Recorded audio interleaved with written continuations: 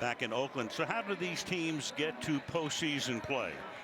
This is not the only way, but it's probably the best way. For the Cowboys to earn a wild card, have to win all three. The Lions would have to lose once, and the Falcons, Panthers, or Saints lose twice. They cannot win the division. Philadelphia has already clinched that. For the Raiders to win the AFC West, they'd have to win their final 3 games. They're on the road the next 2 weeks at Philadelphia and Los Angeles against the Chargers, and the Chiefs would have to lose twice at home to the Dolphins next week and at Denver week 17. Key injuries tonight. David Irving, who has 7 sacks in the 8 games he has played, out second week in a row with a concussion, as is the linebacker Justin Durant. And the cornerback Orlando Scandrick is out again. Amari Cooper, the wideout for Oakland, is out. And so is the defensive end Mario Edwards Jr. So some big names dotting that list.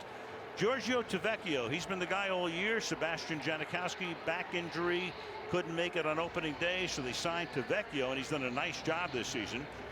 And he figures to be the guy for the future. And Ryan Switzer, the rookie out of North Carolina, 4th-round draft choice, who had an 83-yard punt return touchdown against Washington a couple of weeks ago, back to receive. It is a beautiful night. It was a gorgeous weekend in the Bay Area. Temperature is 60 degrees, light breeze, and off we go from Oakland. And coming out is Switzer just for a moment. Took about a 4-yard run up to the goal line and stopped right there. Let's take a look at the Cowboy offense. Dak Prescott, Mississippi State. Alfred Morris, Florida Atlantic. Dez Bryant, Oklahoma State. Terrence Williams, Baylor. Cole Beasley, SMU. Jason Witten, Tennessee. Tyrus Smith, USC. Jonathan Cooper, North Carolina. Travis Frederick, Wisconsin. Zach Martin, Notre Dame. Lael Collins, LSU. Healthy offensive front, one of the best, of course. Even without Elliott, they're 3rd in the league in rushing. Alfred Morris is the running back. He's done a nice job in the stead of Elliott. Picks the handoff here and starts the game with a 5-yard run up to the 30-yard line. Dak Prescott had the tremendous rookie season, led them to the playoffs, 13-3 record this season, 21 touchdowns and 9 picks. The rating of 91.6 is a little bit above the league average. Second down and 5. Prescott telling us yesterday the first thing he looks for when he comes to the line, not Khalil Mack necessarily, number 52, but the safeties. So he goes back to front. And the play clock takes him down inside 5 as he adjusts. And with a hand clap, takes the snap, goes to the left as he checks it off to the left side to Terrence Williams, who makes the catch, and that will be a first down with forward progress. Dexter McDonald makes the tackle. Terrence Williams on the outside, and one of the question marks for this Raiders team has been in that secondary. They've given up a lot of big plays this season, but since the new defensive coordinator John Pagano has taken over, a little more cautious approach, a little more zone back there, make the Cowboys go the long, hard way. From the 36-yard line to the ground again. Nice hole there as Morris gets to the 41. Tackled there by T.J. Carey, and we meet the Raider defense. Danico Autry, Mississippi State. Eddie Vanderdos, Placer High School. Justin Ellis, Louisiana Tech. Khalil Mack, Buffalo. Navarro Bowman, Penn State. Nicholas Morrow, Greenville College. Bruce Irvin, Almost Heaven, West Virginia U. Sean Smith, Pasadena. Carl Joseph, West Virginia. Reggie Nelson, Florida. T.J. Carey, Ohio University. Navarro Bowman, the ex-49er, nice pickup. Got him in October, and he started every game since he moved across the bay. Empty backfield on second down and 5. Prescott with good protection has another first down here. So Terrence Williams with a flag thrown, our first of the night. Get a call here after the first down reception. Gene Steratore will make the call. Pass interference. Offense, number 83. 10-yard penalty, replay. Second down. So you take it back and make it second down and long. It's like watching some of the old play against these Raiders secondary. You got to fist fight them down the field. And that time, Terrence Williams basically just had to throw McDonald off of him and got the call against him. So second down and 15. Back we go to the 31-yard line.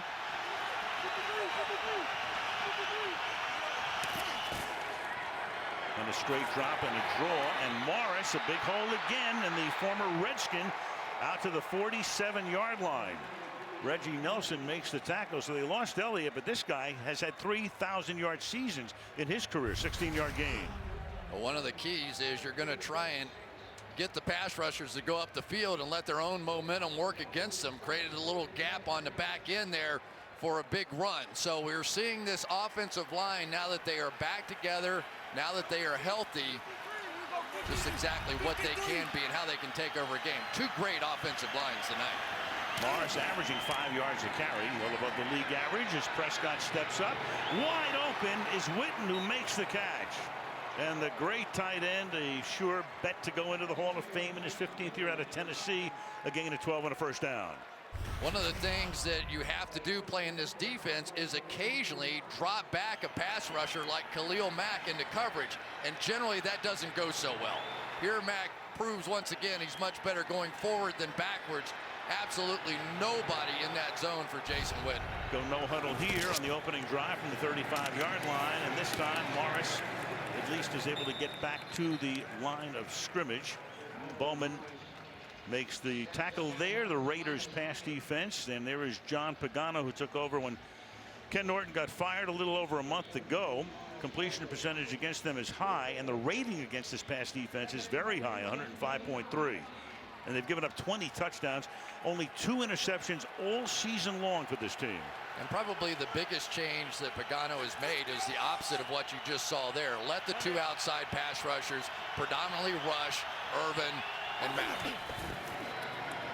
And they come this time, but are picked up by that line. Prescott stepping away, throws down the sideline, and it's incomplete, intended for Witten. Jason Witten covered by the outside linebacker Nicholas Morrow. It'll be 3rd down and 10. I don't think Nicholas Morrow ever saw this ball. Well, maybe he did. Let's see if he's going to turn around, look back. Jason Witten snaps his head around. Well, that's a really nice play. Boy, that's good coverage down the field against the great player in Witten. Witten, their second leading receiver this season. Number 1 is Des Bryant, but none of their top 5 receivers for Dallas is averaging even 12 yards per reception. That's unusual. In all key situations, Des Bryant the number 1 receiver, but a little more of Beasley here lately, coming off a big game. Empty backfield on 3rd and 10, and that is intercepted at the 23-yard line. Picked off by Sean Smith. Only the 3rd interception in 14 games this season for that defense, and a big one here to stymie what was a good-looking opening Dallas drive. Oakland with the ball after the pick of Prescott.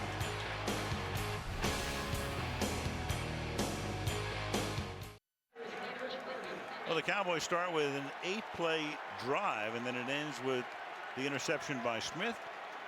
Oakland has the ball from the 30-yard line. Marshawn Lynch is the running back.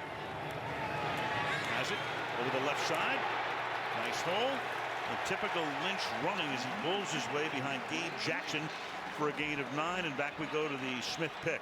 Yeah, Navarro Bowman, the key to it. This veteran player understands route concepts. He knew who was most likely to get the ball, turns, faces Dez, made him hesitate for just a moment, and the ball falls right into the lap of Sean Smith.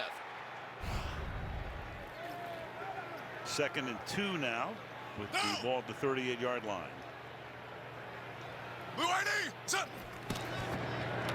Lynch again tries the right side. It runs into his own man and can go nowhere. DeMarcus Lawrence the first to bust it up. It'll be 3rd down and 5 after a loss of 3. I tell you, this DeMarcus Lawrence has really turned into a complete football player. Watch him jump inside this outside zone play and still catch up to Lynch. We have seen him in recent weeks. We know what he's done as a pass rusher this season. 13.5 sacks, 2nd in the NFL. But I think his biggest improvement has been against the run. He is nonstop hustle right now and making plays all over the field. Good bet to be in the Pro Bowl. Also a good time to be in your contract year. Yeah, baby. Which he is. 3rd and 5 as they empty the backfield here. Go 5 wide. And Carr gets rid of it in a hurry, and it's too high and incomplete. Jordan Lewis, the rookie, covering on the play. So it's 3 and out after Lynch had set them up with a 2nd and 2, and the Cowboys will come back after the punt.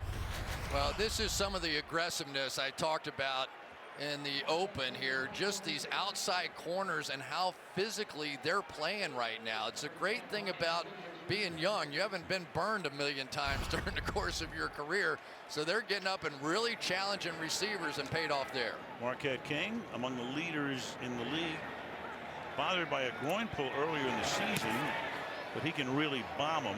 This one is relatively short, bounces at the 30-yard line, and will be down just inside the 30. So 6 minutes into the game in Oakland, no score on Sunday Night Football.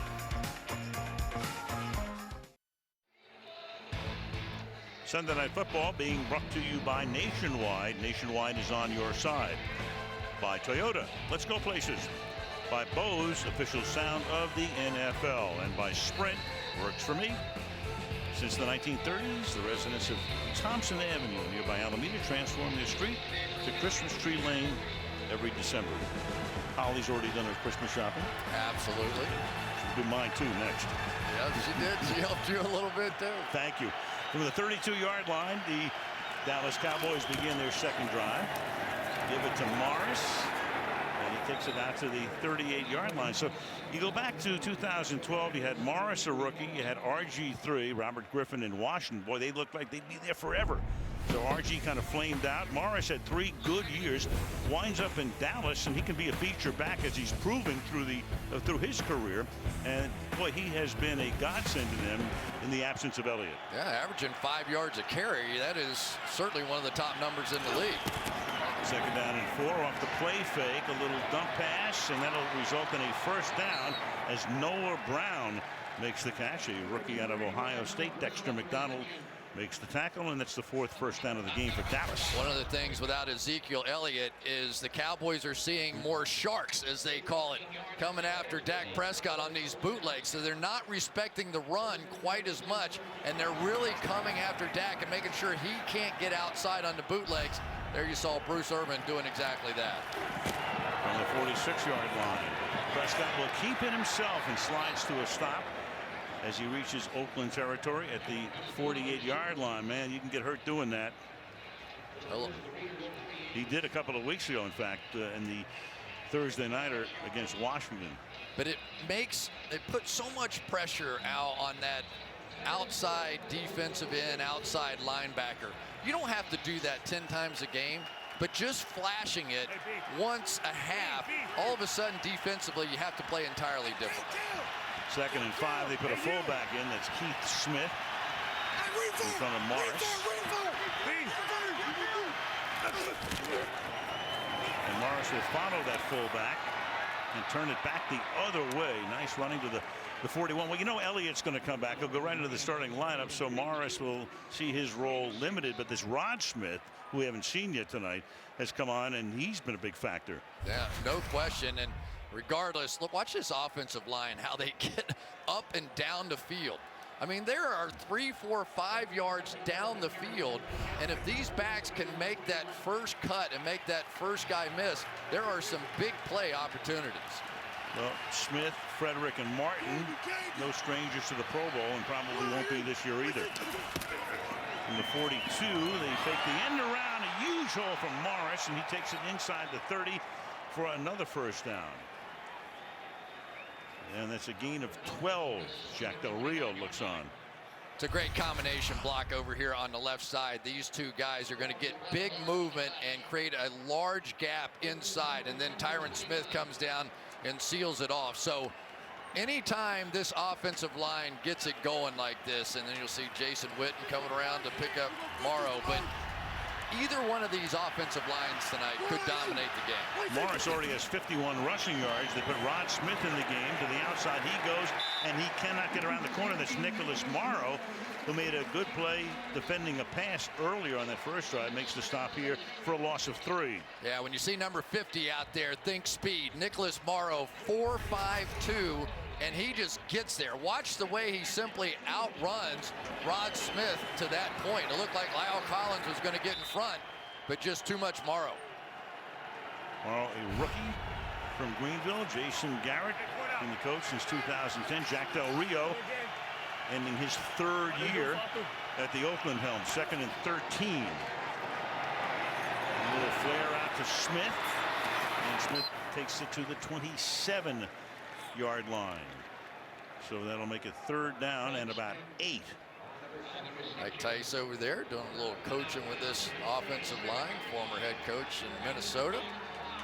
This is a good bunch up front. Didn't have such a good day last week, though, against Kansas City. It was a rare off day for them, but they certainly can dominate just like Dallas can up front.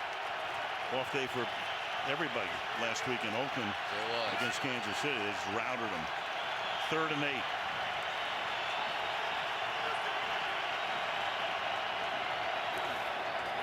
Out of an empty set. Look out. Prescott has to dump it. It's incomplete. Nicholas Morrow again. So Morrow has already made 3 big plays tonight. Rookie free agent from Greenville. Yeah, they've got 3-on-2 over here, and then Morrow is going to come split the gap. Travis Frederick unable to get across over there to help against Morrow, and already his speed showing up big time here. So we'll have a field goal attempt as Dan Bailey comes out. Bailey had missed a few games with a groin pull, 4 games in fact. And not such a good game for him last week. No, not at all. Meanwhile, Prescott goes to the bench. They want the play clock to go back to 25, which they set it at right now. Yeah, Bailey coming off that groin pull. Missed 2 field goals, 2 long ones, and an extra point. First time he missed an extra point in his career. Even when he misses over 50, you kind of go, what? Yeah. So Garrett chewing with the officials about something. But now we're ready for that 45-yard attempt to try to put Dallas on the board, and he does just that. So 10 minutes into the game in Oakland, the Cowboys take the early lead.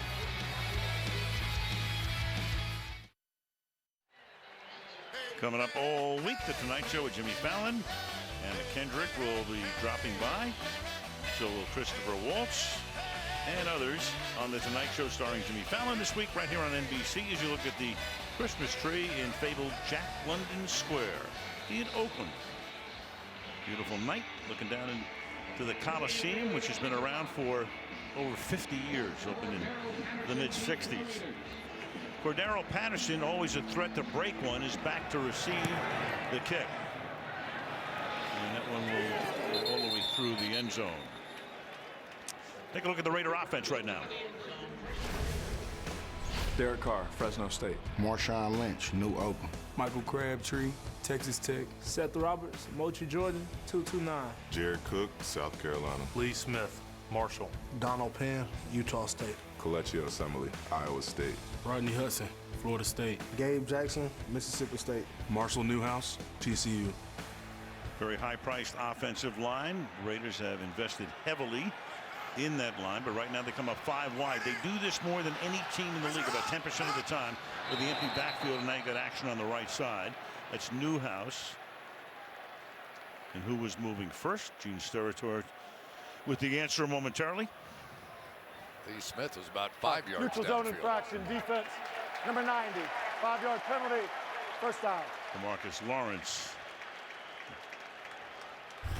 Well, you want to slow down one of the best pass rushers in the league, give him some of that hard count. Like Brett Favre, Aaron Rodgers, all the great ones have that ability. Collins moving as well. And it makes it first down and 5. The opening drive for Oakland was 3 plays and 5 yards. So now they go back to the spread formation after power early. Gets rid of it in a hurry, and the catch is made here by Jared Cook. And he's very close to a first down. Carr had a tremendous year last year. Got hurt, broke his leg next to last game, and obviously missed the playoffs. This year, 18 touchdowns, 10 interceptions, and the pass rating is about even with what the league average is, a little under 89. Don't you wonder what this Raiders team might have done in the playoffs a season ago? No question. Winning as the 5 seed, actually had to start a 3rd-string quarterback, Connor Cook, in the wild card game against Houston, and had no chance. 2nd and 1. Flag as Lynch gets taken down for a loss for the moment. Yeah, the receivers on the bottom side of the screen had an illegal formation.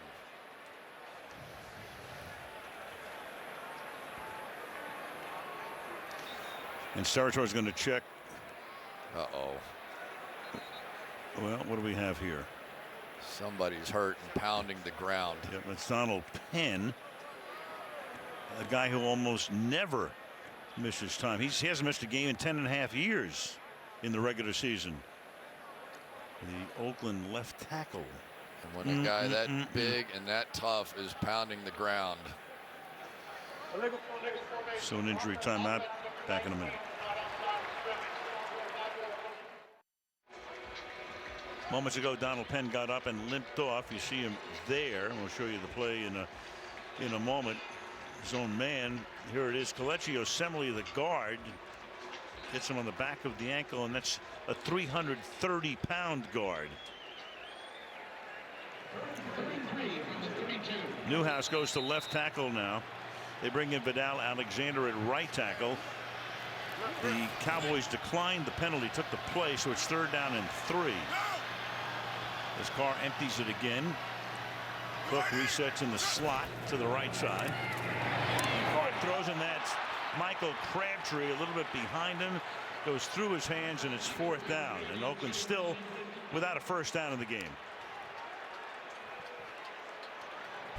Definitely happened before Crabtree was ready, but it happened because Sean Lee was on a blitz, and so Derek Carr knew he was unprotected, had to get rid of the football, and Crabtree just wasn't quite ready, and they mistimed what should have been a very, very easy completion, and maybe in microcosm a bit of their season this year.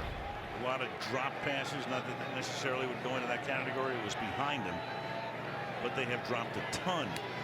Marquette King booms this one. Switzer backing up. Flag is thrown.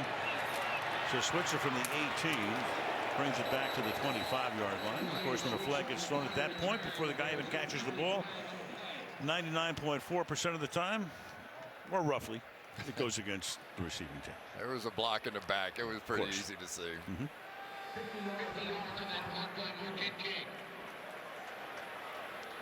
50-yard punt. And they're discussing whether they're going to pick the flag up or call it a block in the back, which seemed to be pretty obvious as Carr goes over the tablet. Off to a bad start again this week are the Raiders on offense. Same thing last week when they fell behind to Kansas City and had no shot. During the kick, illegal block in the back, kicking team, number 16. 10-yard penalty added to the end of the run. First down, Dallas. Wow, that's the 0.6%. Back in 30 seconds.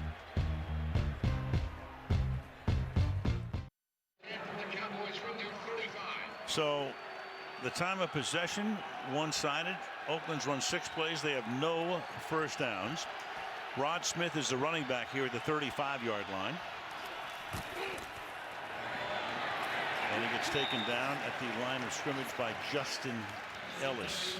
So sure enough, I say 99.4% of the time, and that's the 0.6% of 1% that it's called on the kicking team. See, that's the kind of odds that you're magical with, you know? Oh, yeah. I've seen you play those odds. Odds, I know. 2nd down and 10 at the 35-yard line. Pretty good play by a big guy there, Justin Ellis, slanting one way and then coming all the way back. But we've seen Rod Smith do some really good things the last few weeks in this offense, scoring a lot of touchdowns. 2nd down and 10 from the 35-yard line.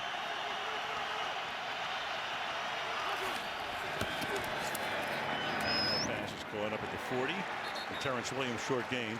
Big news, of course, in Dallas is tomorrow. Zeke Elliott comes back. We said to Garrett the other day, is he showing up at midnight or dawn? But the rules say he shows up at 10 o'clock in the morning. But he's been down in Mexico. They think he's in great shape. What do you think? Say he's been working out. I guess they'll find out tomorrow, but they definitely knew exactly when he was going to be there. They finally had some conversations with him. And the big thing tonight is they have to stay in the hunt.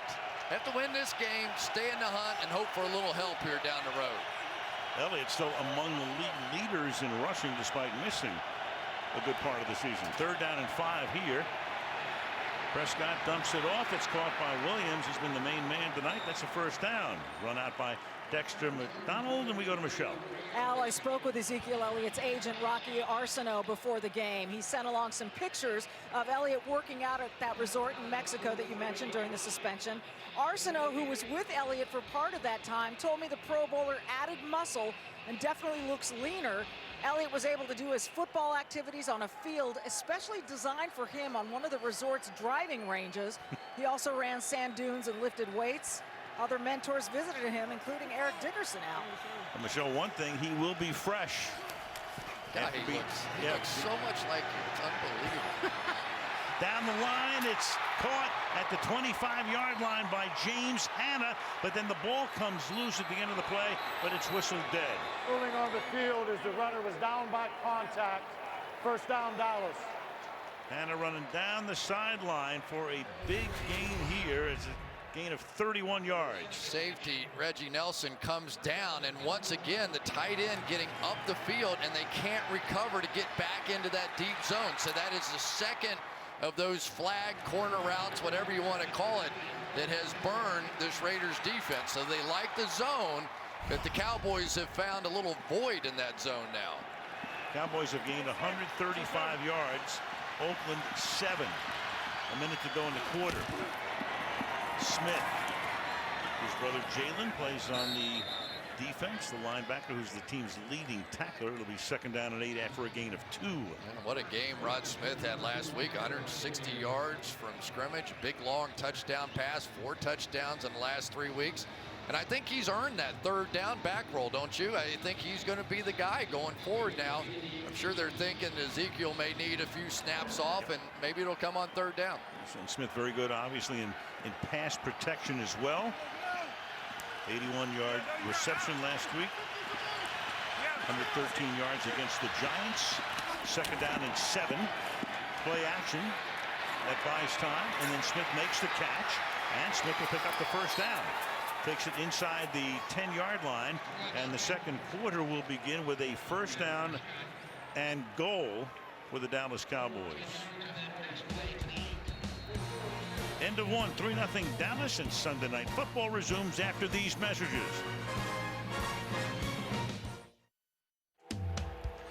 Downtown Oakland, California. Tonight's aerial coverage being brought to you by Geico. 58 degrees at the Oakland Alameda County Coliseum. Al Michaels, Chris Collinsworth, Michelle LaFoya. Start the second quarter. Dallas up 3-0 with a first and goal from the 8-yard line.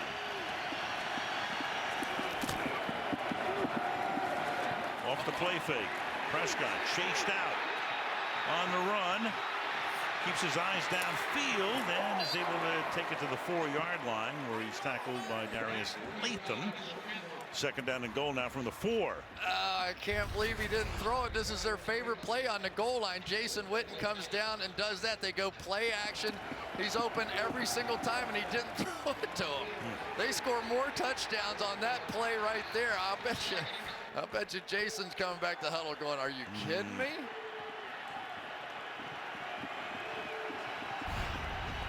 Missed opportunity. Second down and goal from the 4-yard line. Beasley was in motion, sets in the slot to the left. Bryant to the right. He looks that way, throws a fade, and it's incomplete, and a flag is thrown. So that's going to make it a first down and goal. Sean Smith whistled for interference. Pass interference. Defense number 21. The foul occurred in the end zone by rule. Dallas's ball. First and goal at the 1. Smith tried to surprise Dez by jumping him late, hoping he didn't see it. And then he's a big guy. This is a big physical battle between those two. I don't know about that. Reporting as an eligible receiver. Number 70. Maybe I don't know. Whatever. We don't know anything anymore. Neither do the Steelers. Yeah, you know, it's it's just seems like pass interference decides all these games anymore. A lot of it. First and goal. Smith fakes it. And he's into the end zone for a Dallas touchdown. Rod Smith. That's touchdowns now in 4 straight games. 8 plays, 65 yards. They've gained 153 yards to 7 for Oakland, and Bailey comes in to try to make it 10-0. When you get this combination going right here, watch Tyron Smith block down and then get up on that linebacker. That's what he was doing in the highlight days of his career before he started having some of those back issues, but he is getting healthier and healthier, and you can see this offensive line just keep improving with him. Bailey's kick is good. About a minute into the second quarter, Smith takes it in, and the Cowboys lead 10-0 on the road.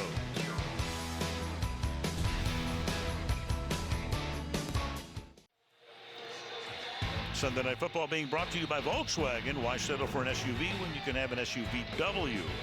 By Samsung and by Old Navy. Turn your holiday into a holiday. The Raiders and the Boys and Girls Clubs of San Leandro gathered on the historic USS Formie to celebrate the holiday season earlier this week. Mark Davis, son of the late Al Davis, the owner of the Raiders. This is the final regular season home game for them this season. 2 more years here. And then it's on to Las Vegas. The kickoff is fielded at the 2-yard line by Cordero Patterson. And a flag is thrown, which will probably negate a good part of that run back. Flag back at the 21-yard line.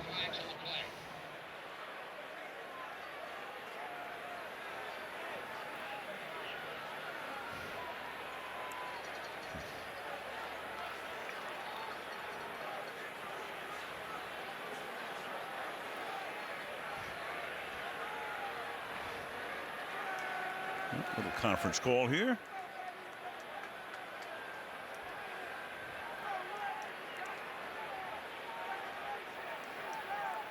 A lot of discussion. And now there are 2 holds on the play on the return team. Holding. Return team number 47 has declined. Also during the return holding, return team number 76. 10-yard penalty from the spot of the foul. First down, Oakland. Pick either one. Let's go to Michelle. Well, left tackle Donald Penn, we saw him get his right foot rolled up from behind by Kelechi Assembly. He's officially questionable with a foot injury. He went back for x-rays. Also, Oakland defensive tackle Trayvon Hester is out with an ankle injury, Al. All right, thank you, Michelle. And there was Penn going back. And as we said when he got hurt, I mean, he is indestructible. He has not missed a regular season game in about 10.5 years. But back to the locker room he goes, and now Carr. And the Raiders still seeking their first down of the game. Start this drive from back at the 10-yard line.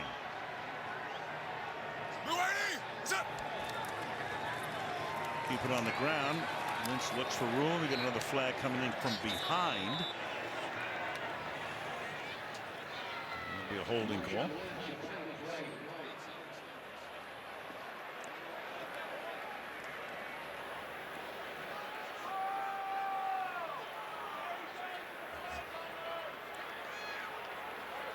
Holding.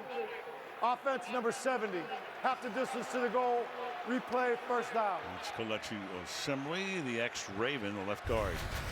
Yeah, they're trying to run all these outside zones here, but right now the Cowboys with some of their stunts are getting up the field. So the speed of the Raiders offense, which is not really what they are. They're more of a power team. And yet Marshawn Lynch is so good at those zone runs. They've tried to incorporate that, and they've sort of landed somewhere in the middle. You know, they don't really do what they do best sometimes. Might be less of a power team without Penn. You got a flag here. And this one's going to be against Oakland, and the crowd is getting very restless. Well, coming into this drive, Sean Smith had a start. Offense number 30. Half the distance to the goal. First down. Jalen Richard, who came into the game in the backfield. Sean Smith had an 8-yard interception return, and the Raiders offense had 7 yards, and this one they're making up for the 7 yards here. They're going the other way. 45 penalties against the team. Getting close to the black hole. First and 17 from just outside the 2-yard line. Carr from the end zone slings it to the outside, and Richard makes the catch up to the 12. How many times have we had players tell us Sean Lee knows our plays? He comes out there and he yells out exactly where our plays are. Well, this is how he knows them. They go over for a debriefing. There's Matt Eberflus on the sideline, Rod Marinelli, and they come out and then they start, Sean Lee starts yelling out, here comes Marshawn Lynch, zone left, and they just make plays. And it is remarkable, Al, when you put on tape when Sean Lee is playing on this defense and when he's not, it is two different defenses. Well, that song With or Without You, we can show you some numbers with or without Sean Lee and what a gigantic difference it makes. 2nd down and 7 from the 13-yard line. Play action. Carr slips to his left, deep downfield. Lucky that that one wasn't picked off. Intended for a Crabtree who was surrounded. Damian Wilson had to go through him. It'll be 3rd down and 7. Yeah, Sean Lee made an audible on that one. He knew exactly what was coming. You'll see him make the audible call. There he is right there. Watch him. Carr's going to make a call. Lee's going to go. Here we go. Everybody mimics the call around. They know exactly what's going on, and they run underneath the route. He is the quarterback of this defense. And there it is with him. They are 6-2. Without him, they are 1-4. Points allowed, almost 12 points a game. Yards per carry, 1.1. Gigantic difference. He's like having a defensive coordinator on the field. 3rd and 7. And a heck of a player. Just a matter of trying to stay healthy. They run a stun up front, and Carr's able to slip away and slides to a halt up at the 21-yard line for what should be a 1st down. Well, they've taken DeMarcus Lawrence now, their best pass rusher, and followed him across the formation against Marshall Newhouse. He's thinking, oh boy, I'm going to go get a sack here. And then Derek Carr, very athletic guy, takes off and picks up a big 1st down. They needed that. Their first of the game. So after they started with 2 penalties, and there's Rod Marinelli, the venerable defensive coordinator, former head coach of the Detroit Lions. They had a 1st and 17, but able to turn it in to their initial 1st down. From the 20. Off the fake, off the reverse, and then everybody's covered, so he just throws it into the ground, and it's incomplete. 2nd and 10. Well, this is a smart defense. Everybody came over there. There's Todd Downing, who's the new offensive coordinator, had big shoes to fill when Bill Musgrave's contract was not renewed, and almost kind of a no-win situation, don't you think? He is sitting there, and they were so good a year ago, and they don't bring back Musgrave in a tough year, and so he actually has been trained. He was raised by Scott Linehan, who had him for 14 years in his system, and he's the offensive coordinator on the other side. You saw the disparity in the rankings from last year to this. Here goes Lynch to the 25-yard line. So Marshawn Lynch started his career in Buffalo. Of course, he went to Seattle, beast mode. Phenomenal up there. Retired, left Seattle, and he's an Oaklander, so a veteran or a native really of this area. And he decided that he wanted to come back. And Oakland said, yeah, come on, we'll take it. And he was actually, one of the things he thought about was Oakland's going to leave. They're going to leave for Vegas in a couple of years. And he wanted to come back and give him that connective tissue this year. And an okay year, 3rd down and 5.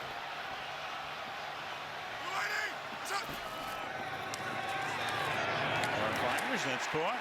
And the ball comes out at the end of the play, and the Cowboys are all over it, but the Raiders wind up with it. So Crabtree had it, Ruling lost on the it. field is a catch, fumble recovered by Oakland. 1st down. So Crabtree, nothing new with a drop, but at least he's able to recover it himself and picks up some extra yardage. Chidobe Awuzie, and the other of these young corners, going to come up and knock this thing out. And if you're a Green Bay Packers fan, you're probably thinking that looked a lot like the final play of that game today. Somehow it falls right back to Crabtree. I like that Awuzie. I think he is tip of the iceberg how good he's going to be. Big physical guy out there on the outside. 39-yard line. Lynch flips the ball to Patterson. And Cordero Patterson gets tripped up at the 35-yard line.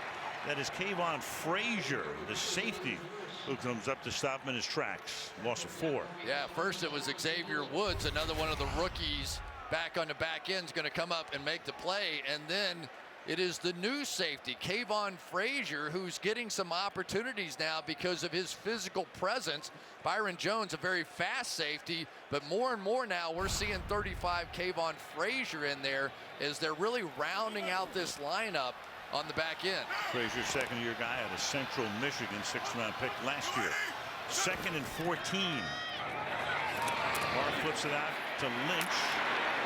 And Lynch gets bounced out of bounds, and he makes Awuzie pay a price as well. 3rd down. Yeah, Awuzie's a little Awuzie right now. Matt Eberflus had the best line of the week. Their linebacker coach in the Dallas Cowboys. He said, you know, they don't just give you the nickname Beast Mode. you have to earn that one. That's one of those nicknames. You better be a whole lot different if they're going to call you Beast Mode. And that guy has been. 3rd and 8, Beastquake right there. Awuzie staying in. Cowboys crowd the line. Play clock at 1. Busted him, though. Just to get it off on the blitz to the outside. The pass is hauled in, but a little shy of the 1st down. So Crabtree, on a play that needed 8, is only able to get 7. Well, Derek Carr knew exactly what was coming. Everybody's yelling 30 because the blitz is coming off of here, but Crabtree doesn't take it deep enough, and Awuzie forces him out of bounds, and that's the end of that drive.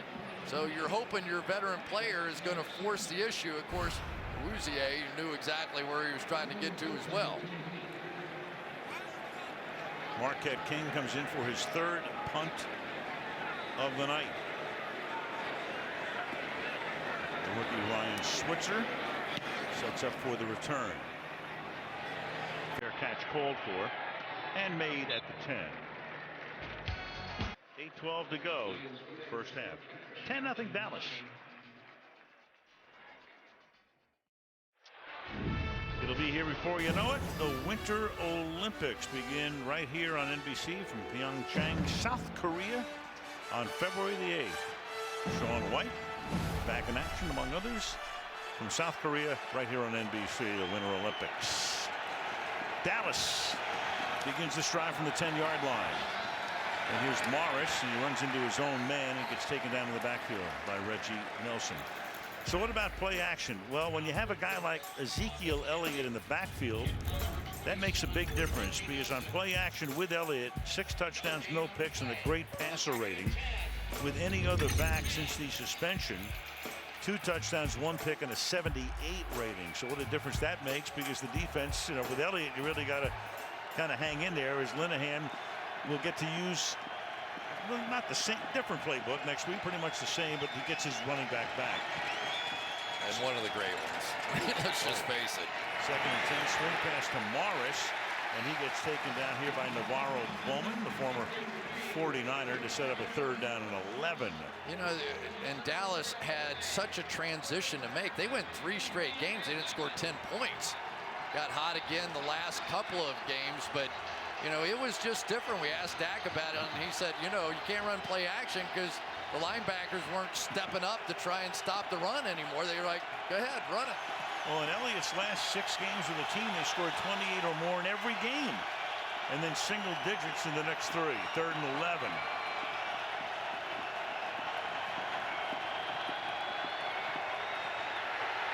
In the end zone, you got a flag, and that pass There is no foul for intentional grounding. Number 45 is in the area. But there's a hold, and if that's in the end zone, right.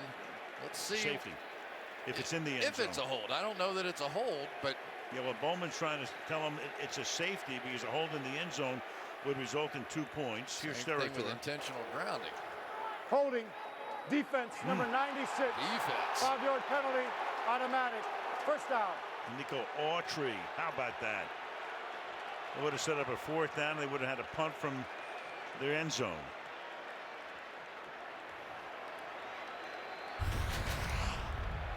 Right here, you're going to see a stunt and a hold so that they can get that one going inside.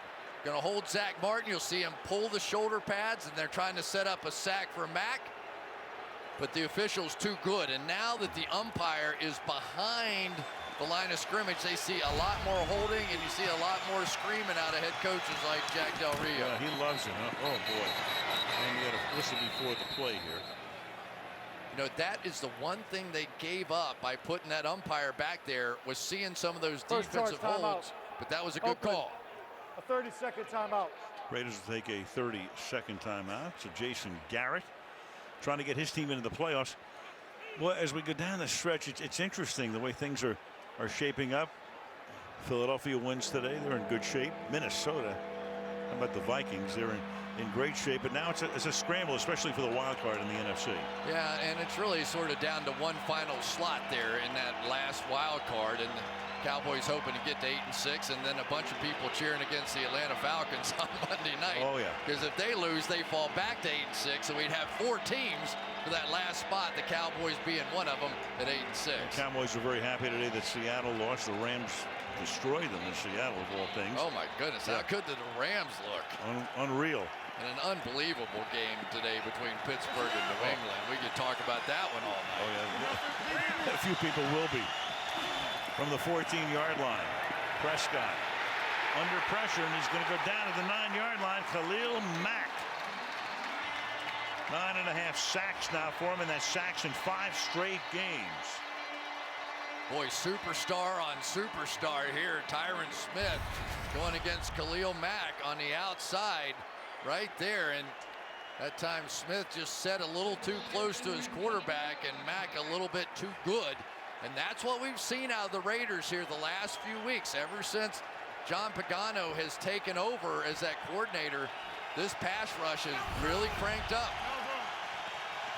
About 6 minutes to go. First half, 2nd and 15. Inside handoff goes to Smith for a very short gain. It'll be 3rd down and long. Well, there we go on Eddie Vanderdoe's being worked on. Now we've seen a lot of good defensive players around the league, but this Khalil Mack made that run stop after making the sack, and he's the one you have to stop. Bruce Irvin's been hot, but Khalil Mack is the star. Defensive player of the year last year. 3rd and 12. 3-man rush. Prescott fires, and that'll be caught, and forward progress for Witten does net him the 1st down. So Witten knows exactly where he had to be, comes back, Carey makes the stop, 1st down on a gain of 13.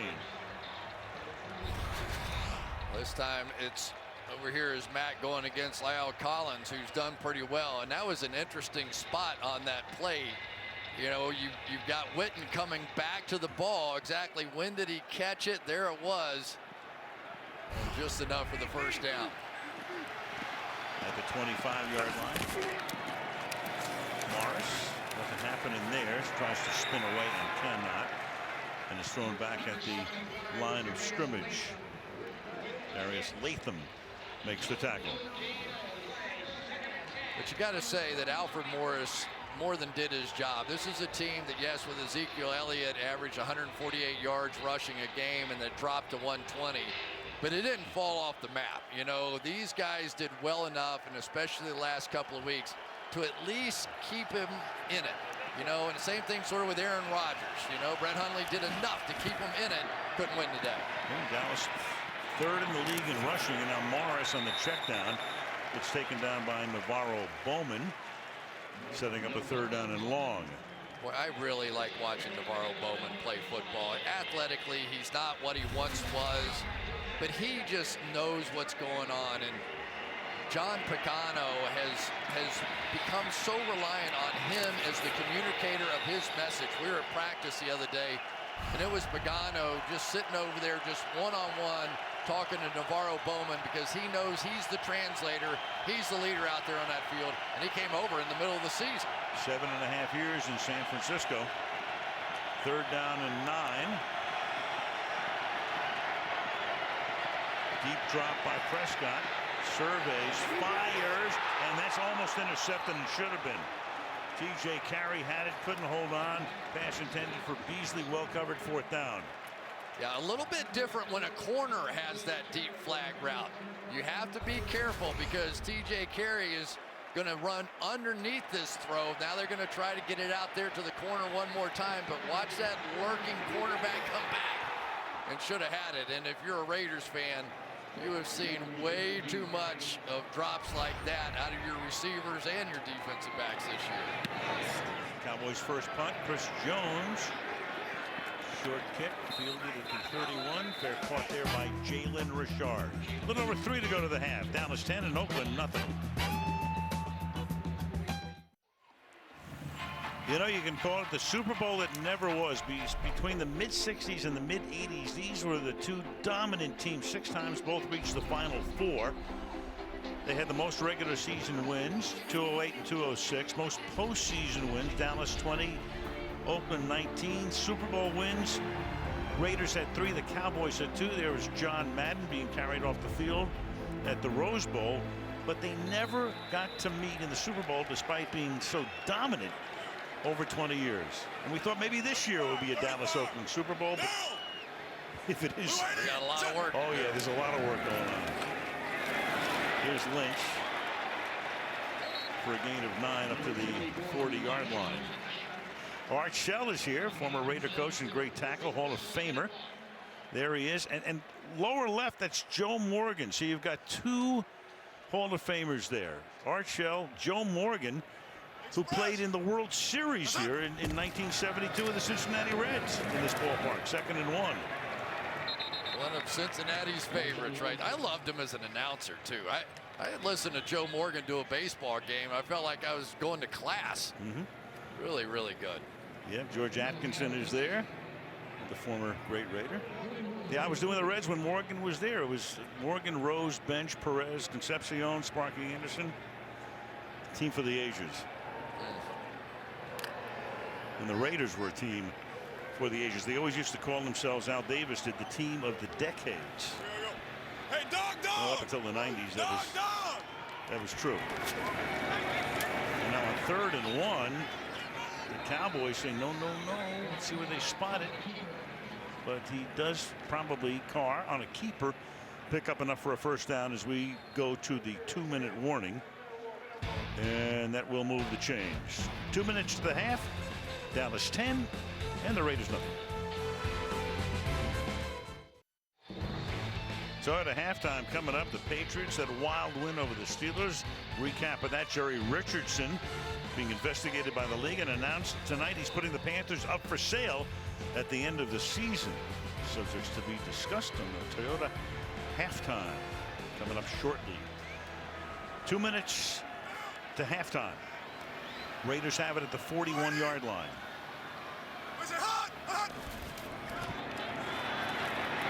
Carr under pressure. A flag is down. The pass up for grabs.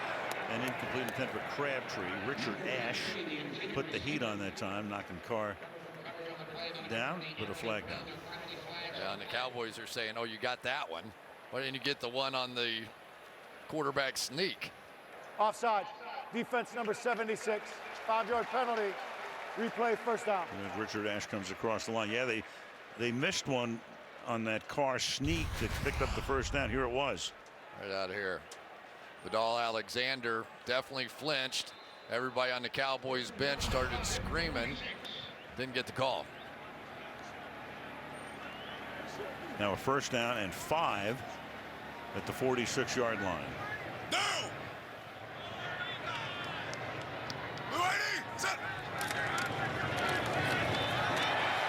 Lynch, he gets the first, takes the ball into Dallas territory to the 45-yard line. Xavier Woods makes the tackle. Can I tell you what the Cowboys' plan is to tackle Lynch? One guy try to stop him, the other would come in and try and pick up one leg so they can't keep going.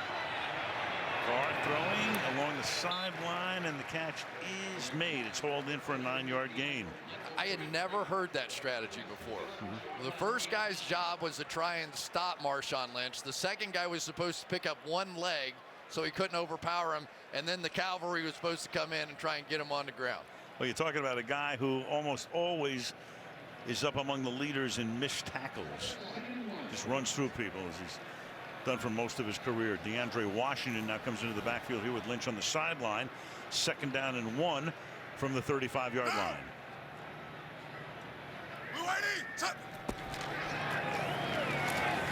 Give it to Washington, and he's stacked up close to the line to gain.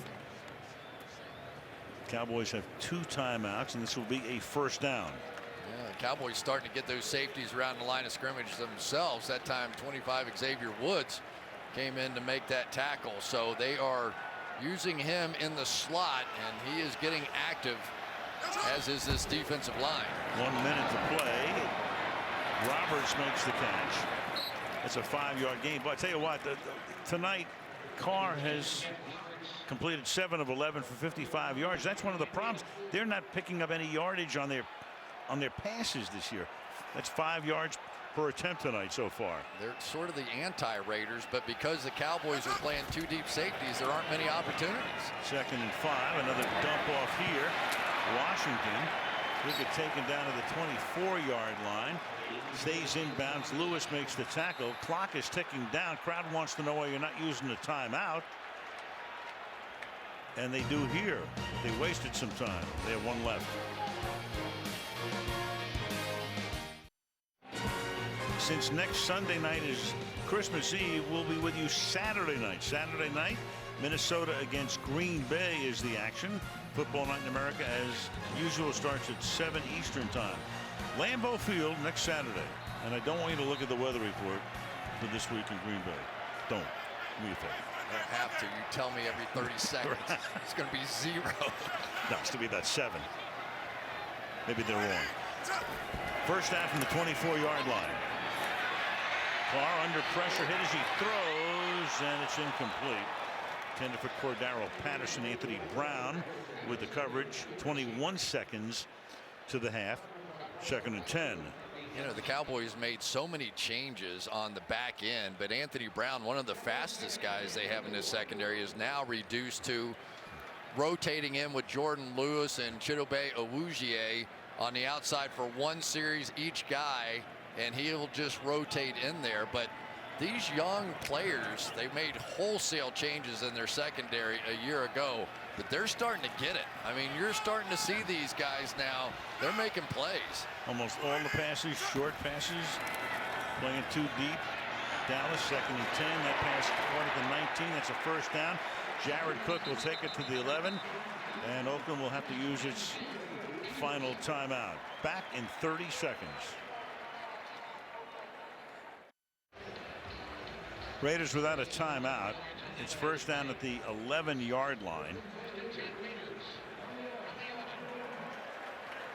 And let's see what they've called up here. You almost have to throw it in the end zone. There's a possibility you could get up and spike the ball, but 14 is about the cutoff.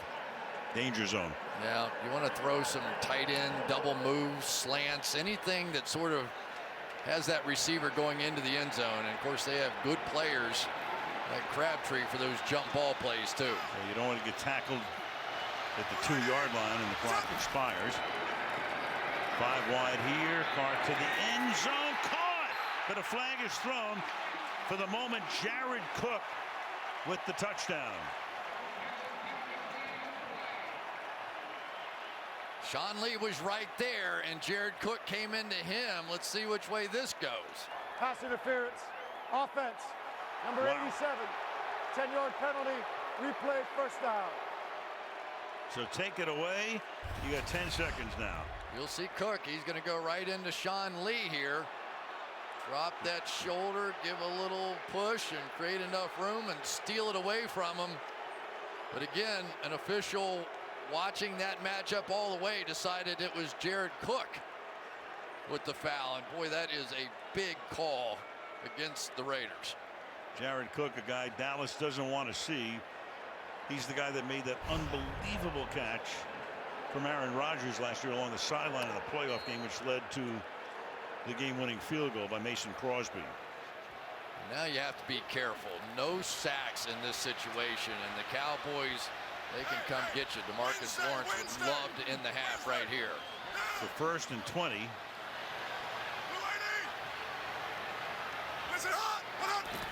5 wide. Carr flushed out. Throws, and that's out of the end zone with 3 seconds. Crabtree the closest to it, but at least there's a little time on the clock.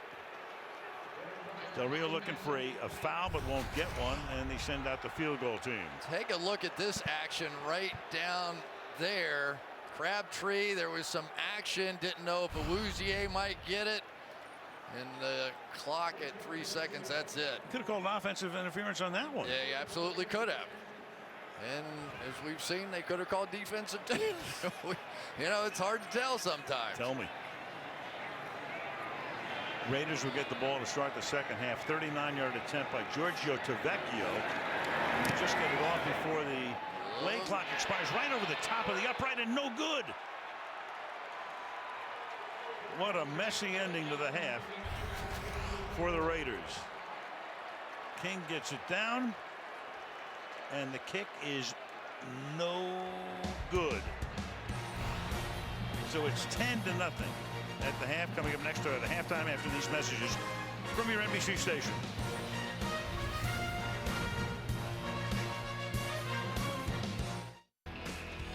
And back we come to Oakland. Al Michaels, Chris Collinsworth, Michelle Tafoya. Sunday Night Football, Week 15. And the buzz tonight. So Dak Prescott, 104 yards to an interception on that first drive, and sacked 1 time. Derek Carr, almost everything going short. 9 of 15, only 3 attempts over 10 yards. Dez Bryant, non-factor tonight, targeted once, does not have a catch. And the Raider offense, 4th time held scoreless in the first half of a game, tied with the Dolphins for most. And Oakland, at the end of the first half, missing the field goal attempt over the top of the upright. There's Bryant awaiting his turn, and Patterson awaiting his turn, and will run it back from the goal line. Cordero Patterson to the outside. Breaking tackles, but a flag is down, and Patterson may go all the way to the end zone, but you got a flag all the way back downfield at the 33-yard line. So for the moment, you got 2 flags. That would be a 100-yard return, but chances are, to quote Johnny Mathis, you've seen enough football to know it's coming back.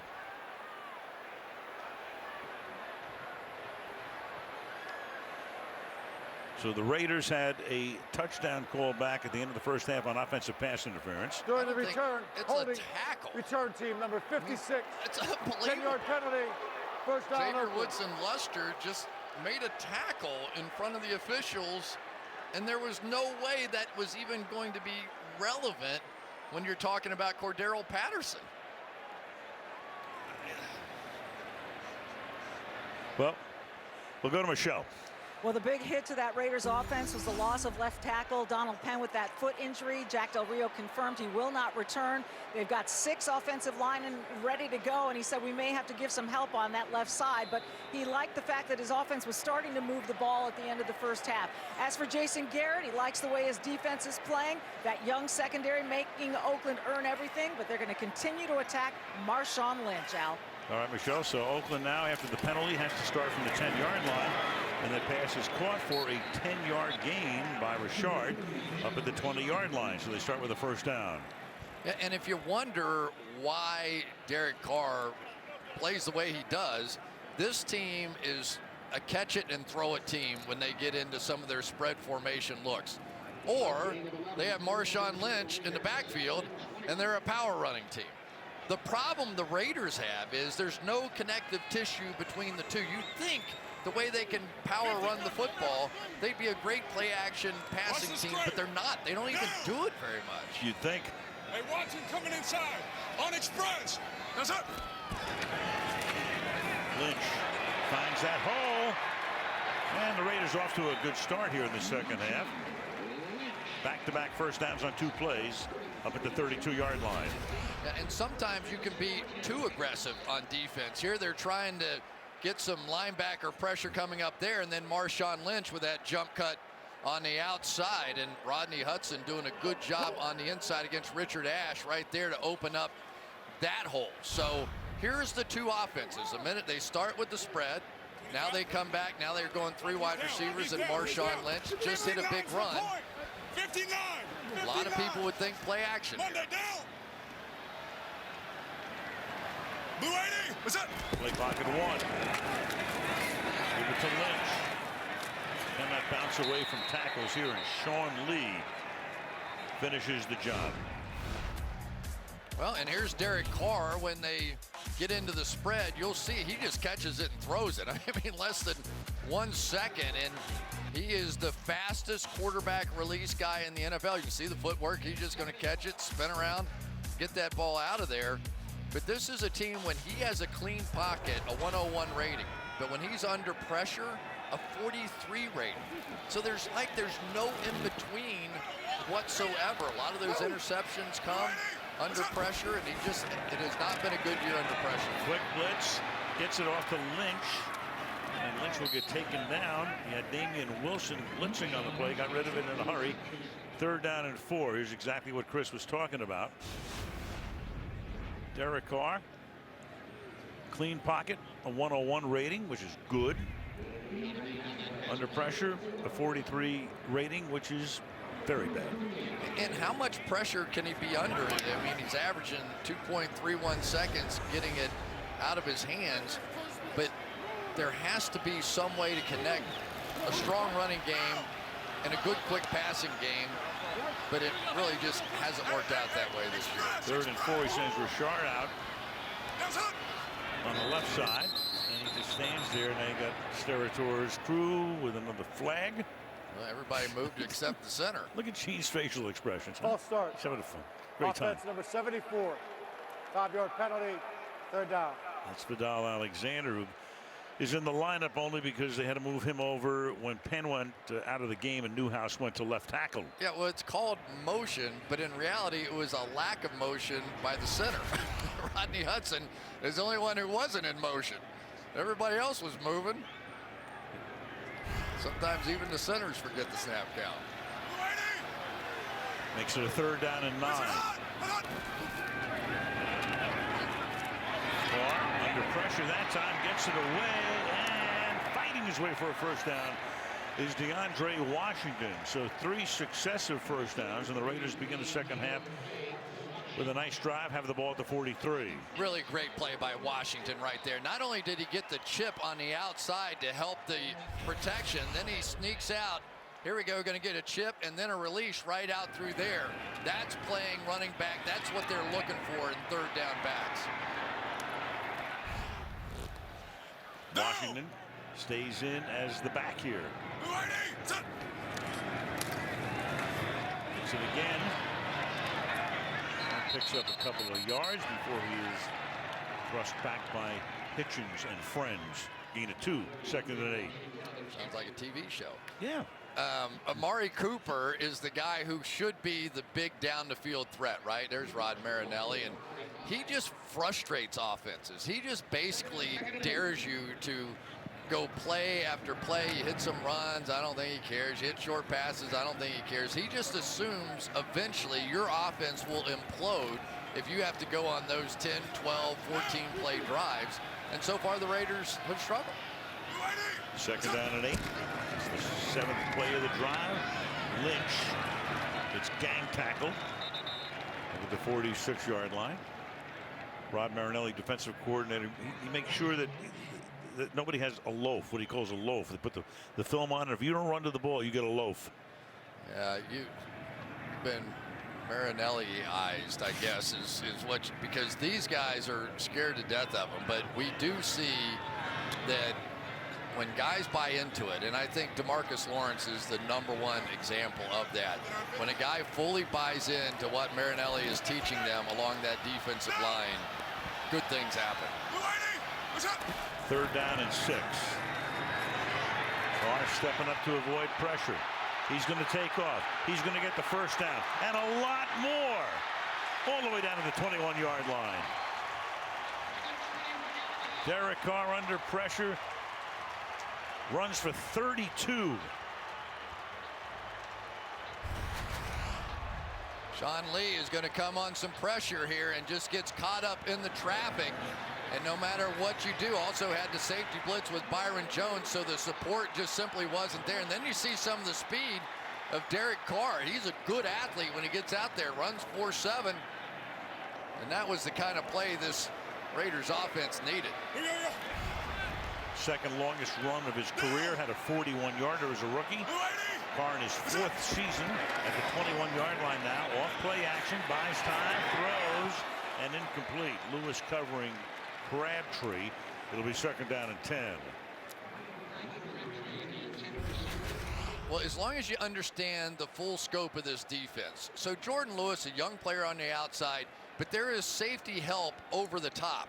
So he doesn't have to worry. You can see Jeff Heath come into the picture late there. So anything on a post, anything that goes deep, he's going to have safety help. And that's what I'm talking about. It's a frustrating defense to play against because typically you don't get those one-on-one opportunities against these young corners. 2nd and 10 from the 21-yard line. What's up? Toss to Lynch. Marshawn Lynch sets up a 1st and goal. Then in behind, Marshall Newhouse, the tackle, takes it down to the 2-yard line. Gain of 19. The old flip 90 play, we know this one well, and look at the impact it has. Come here and flip the ball out here. That defensive end is coming to get the quarterback, and then there goes Marshawn Lynch, and not many volunteers for that. From the 2, throw a fade into the end zone, and it is hauled in by Crabtree for the touchdown. So the Oakland Raiders start the 2nd half by going 90 yards. And that's what makes goal line defense different, is down here, you don't get the safety help. Now it's just one-on-one, and now Crabtree's saying, yeah, now throw it up here. It's not that I can't beat that guy, I just can't beat them all back here. 7th touchdown catch, so a half that began with what looked like a Cordero Patterson 100-yard touchdown return call back. It's a 90-yard drive. Extra point is good. They picked up 2 big 3rd downs. Carr running for 32 to set them up, and it's a 10-7 game in Oakland.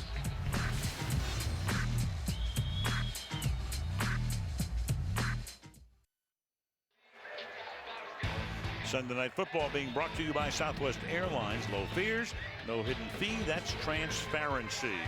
By Macy's, because the perfect gift brings people together.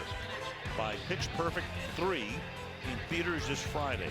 And by BMW, we only make one thing, the ultimate driving machine. Last week, the Cowboys visiting 4 different children's hospitals around Dallas-Fort Worth. This holiday season, Oakland Alameda County Coliseum alive now after that Raider drive. And Switch is going to come out from 6 yards deep and get decked before he reaches the 15-yard line. Great coverage on the play. Well, what's happened to Des Bryant here in the first half? It's been a struggle. Double teams on many occasions, especially down in the red zone. And the one time he did get targeted in this game, it ended up being an interception right here. Barrow Bowman right there to stare him face to face, and he does hesitate. There we go. So now the pressure shifts back to this Cowboys offense that has looked really good, but sitting there with just a 3-point lead now. Bryant split wide to the left. Hand the ball off to Alfred Morris. Up to the 16-yard line. He goes for a gain of 1. 2nd down and 9. There's Marshawn Lynch. He's an interesting guy. Now, at the very least, you have to say he is a really interesting guy. He has actually come on the field to protect players on the other side of the field on the other team as much this year as he's done it to try and protect his own.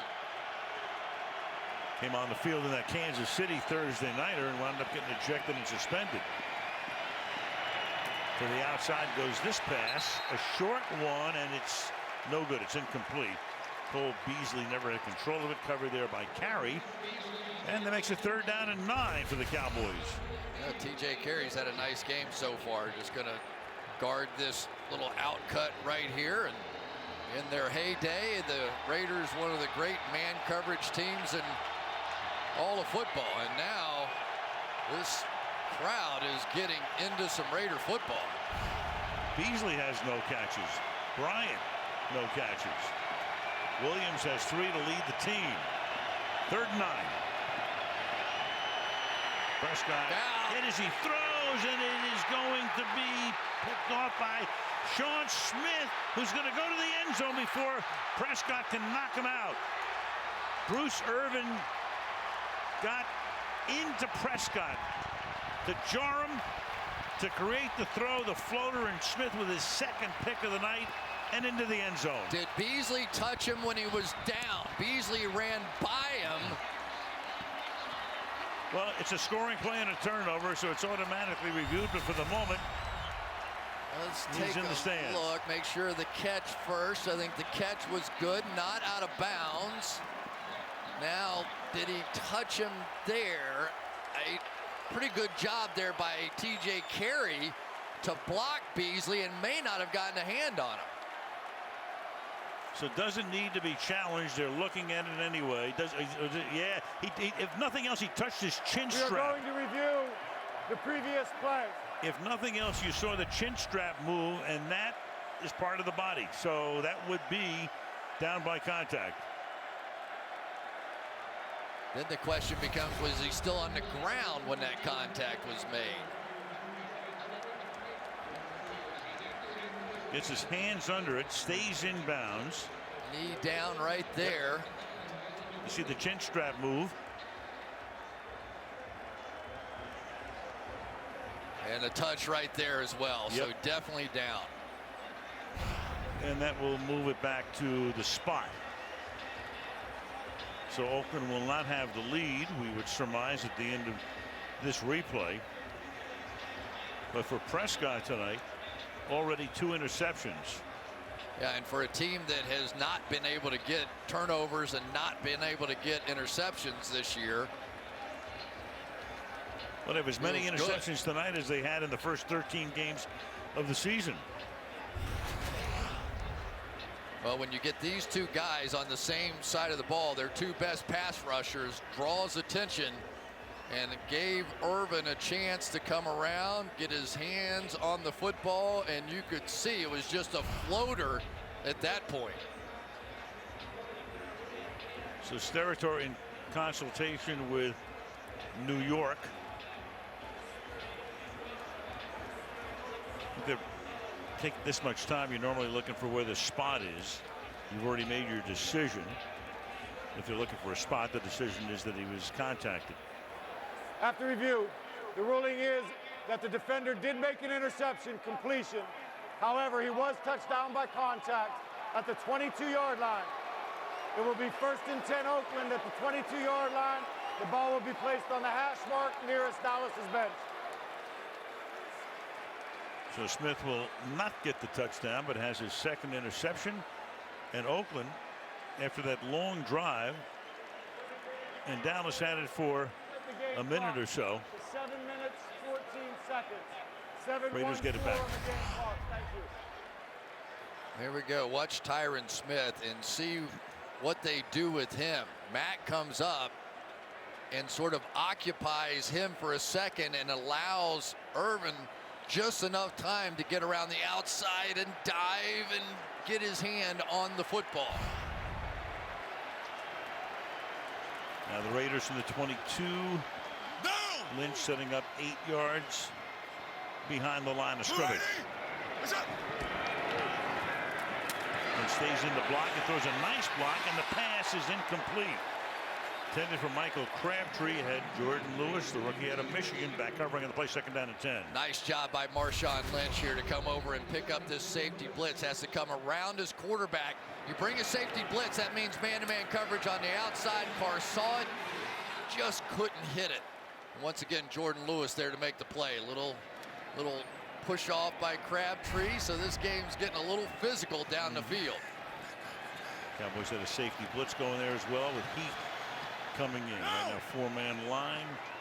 Roberts goes in motion. Give it to Lynch. Tries to spin away and can't. And half the team takes him down.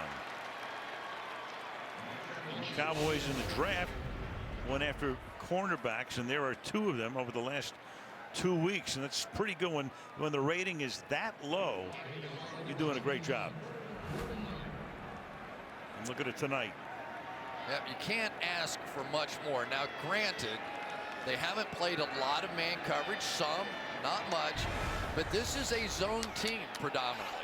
And especially Chidobe Awuzie on the outside is a big physical guy, and he will not back off. And we're starting to see Jordan Lewis play a little bit more like that as well. 3rd and 9, running a stunt up front, and then the pass is dropped, intended for DeAndre Washington. So the Raiders, who looked like they might have had the lead after what was going to be a pick 6, negated by the contact, would have to settle for a game-tying field goal attempt. Well, once again, a huge play that time by Beasley to be able to come up with that contact, and it saves them at least 4 points. Tavecchio missing at the end of the first half when it went over the top of the upright.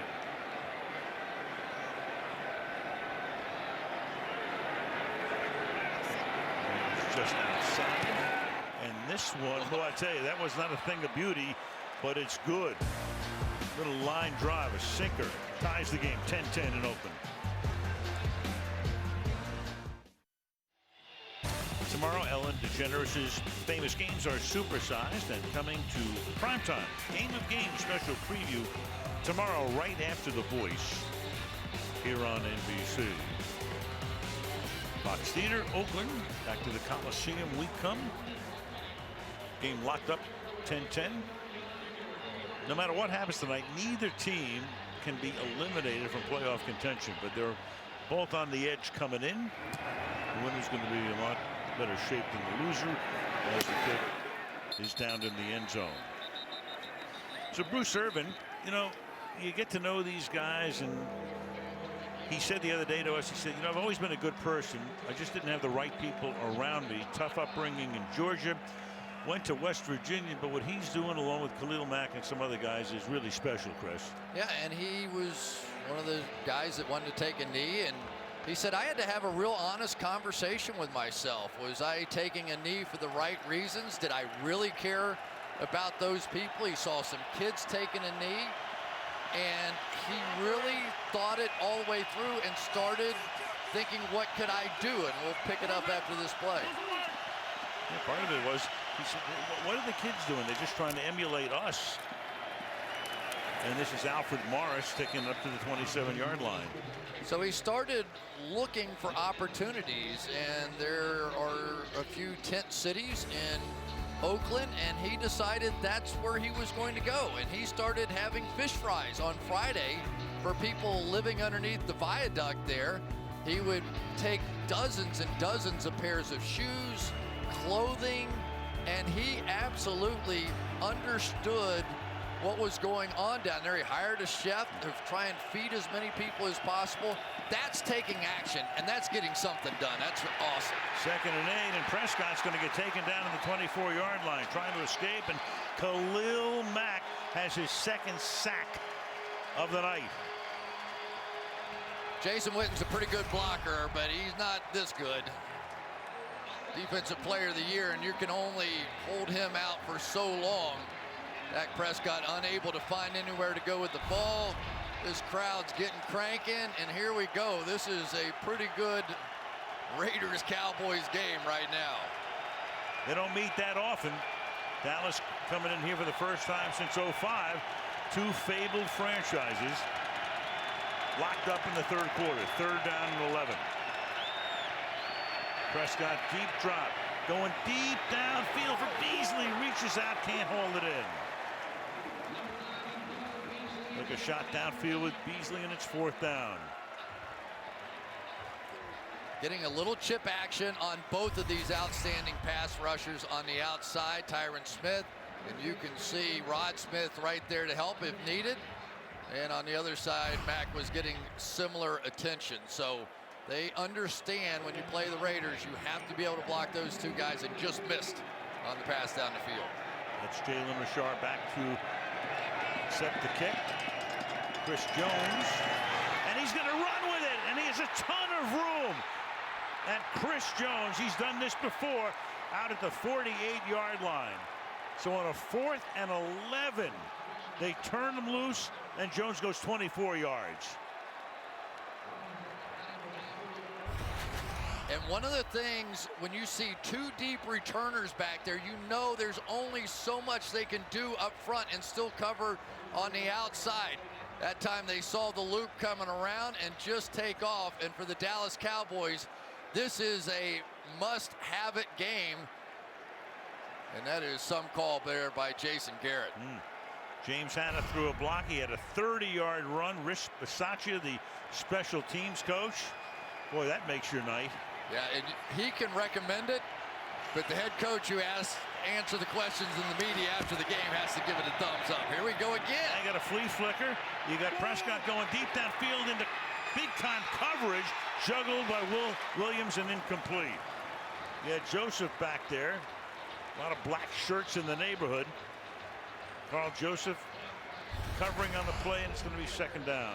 Well, hand it to the running back Morris and then flip it back, and then you'll see the route going down that way, and it looked like Williams just hesitated right there.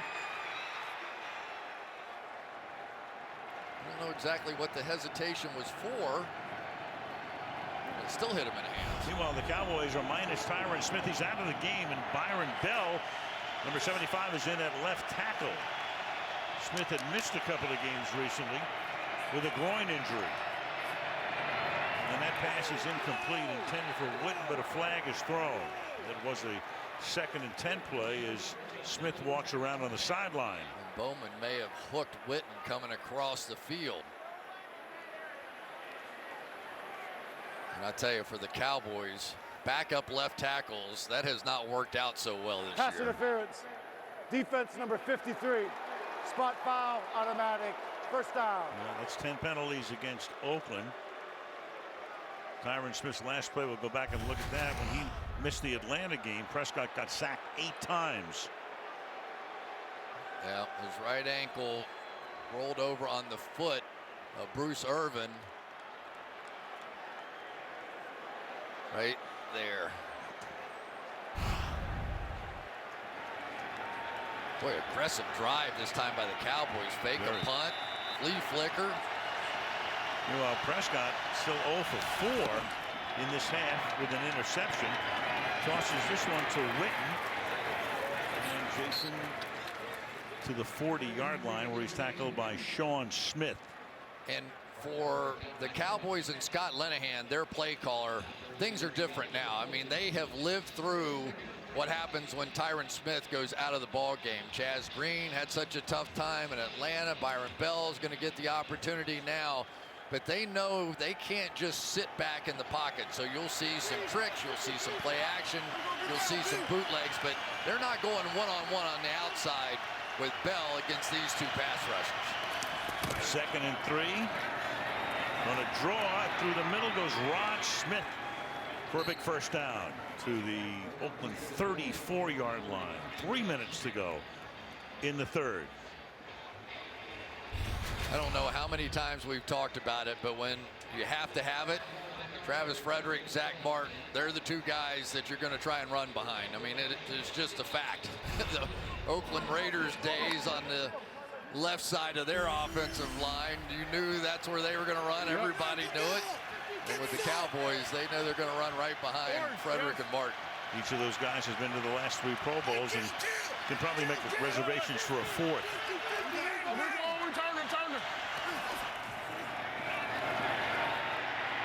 Dak gets out of the pocket. Another flag. And then he fires through the hands of Bryant down the sideline. Holding. Offense number 45. 10-yard penalty. Replay. First down. Only the 4th penalty on Dallas tonight. 10 against Oakland. Well, Jihad Ward is the defensive lineman, number 95, and I guarantee you, Rod Smith's sitting there saying, wait a minute, I'm supposed to block linebackers and safeties, not defensive linemen. He did the best he could. From the 44 on a 1st and 20.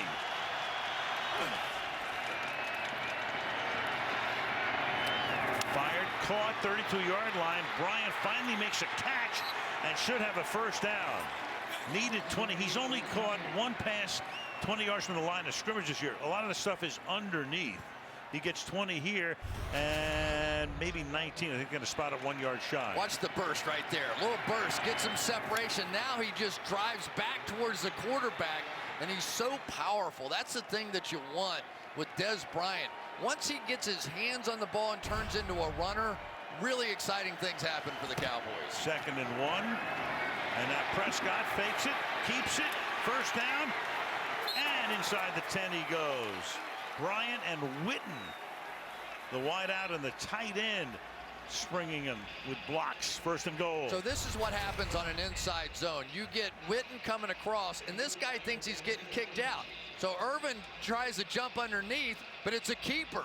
So now you've got a lead blocker out in front in Witten. So that's the game you play with that outside linebacker. Do you come down inside, or do you have to wait on the outside for tackle? 1st and goal from the 8-yard line. Smith. He gets to the 5-yard line. Smith tonight with his 7th carry for 13 yards on the ground. 2nd and goal. Boy, and it's what you love about this time of year if you enjoy watching football, because this is an elimination game. Really, not officially, right? But basically the loser, their season's over with at this point. Close enough. Final minute of the quarter. Great protection. Great coverage. Prescott's going to take off. In he goes for a Dallas touchdown. Well, the secondary couldn't do better work than that. But he's able to dance around, finds the opening, and he goes. And so the Cowboys, 75 yards and 11 plays. And, of course, the key was the fake punt by Chris Jones. Watch this protection, Al. Anytime Dak Prescott gets a chance against a 4-man rush to stand there for 4-5 seconds, there's just no way. When there's a 4-man rush, there are 2 gaps in that defensive line that are wide open. A 5-man rush, always 1. And when you have a mobile quarterback and he's just standing back there against a 4-man rush, it's over. It's exactly what he is. It's his 6th rushing touchdown of the year. Bailey tacks on the extra point. That fake punt on a 4th and 11 by Jones, setting him up 17-10 Cowboys.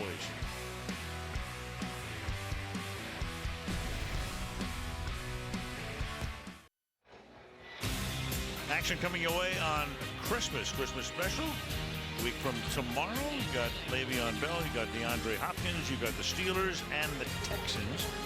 Coverage starts right here on NBC at 4 o'clock Eastern time. Bailey kicks off. Returnable from the 4. Ever dangerous Patterson. There he goes again. Loses the ball, but loses it out of bounds at midfield. And this time there are no flags.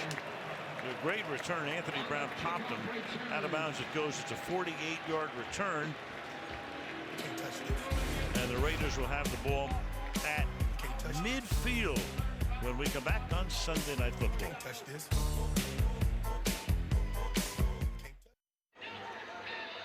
The young guns in this Cowboys secondary getting the job done tonight.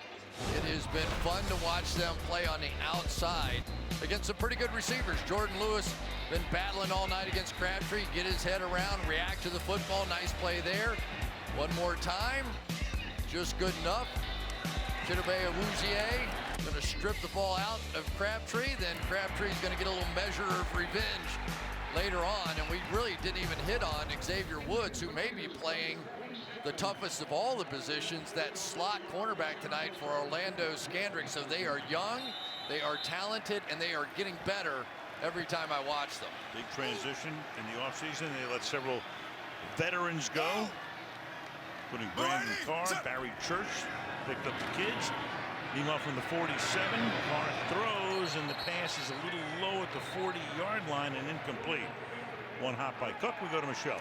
Well, Chidobe Awuzie has great expectations for this young secondary too, Chris. He told me, we're very young and we're hungry. We share the same mindset, the same swagger. Football is fun when you all play off each other, and if we stick together and keep doing what we're doing, we could be the next young DB group and make things shake. Al, he's predicting this group could be the next no-fly zone or Legion of Boom. You know, Michelle, I think back to when the Cowboys revamped that offensive line and how beautifully that turned out, and it's pretty much what they're trying to do with that secondary, especially after the last year's draft. Second down and 10, high throw, and Crabtree has to haul it in and then get stopped in his tracks there by Frazier, and that may take us to the fourth quarter. It'll be 3rd down and 9 coming up next. You know, Al, is interesting. Those old 49ers teams, when they started the rebuild, they did it in the secondary with a bunch of young players. Bill Walsh figured that one out early too. Ronnie Lott, Eric Wright, 3rd and 9. And that will be the end of the third quarter. So a good one on Sunday Night Football. Dallas up 17-10. Sunday Night Football back after these messages. Tonight's aerial coverage brought to you by Geico, part of the Bay Bridge, spanning San Francisco Bay, Yerba Buena Island, Treasure Island, right there. And Jack Del Rio on the sidelines. What the Raiders need to win the AFC West, win the final 3 games. They're at Philadelphia and at the Chargers, and the Chiefs have to lose twice against Miami and at Denver. Al Michaels, Chris Collinsworth, Michelle Tafoya. Sunday night from Oakland. It's 3rd down and 9. The Raiders at their own 48-yard line. Look out. Carr able to get it away, but it got deflected, and then it winds up in the arms of Seth Roberts. To the 23-yard line, it's DeMarcus Lawrence who came in. I think he jarred it, but it floated, and it goes downfield, and it's a 28-yard gain. This is pure luck right here.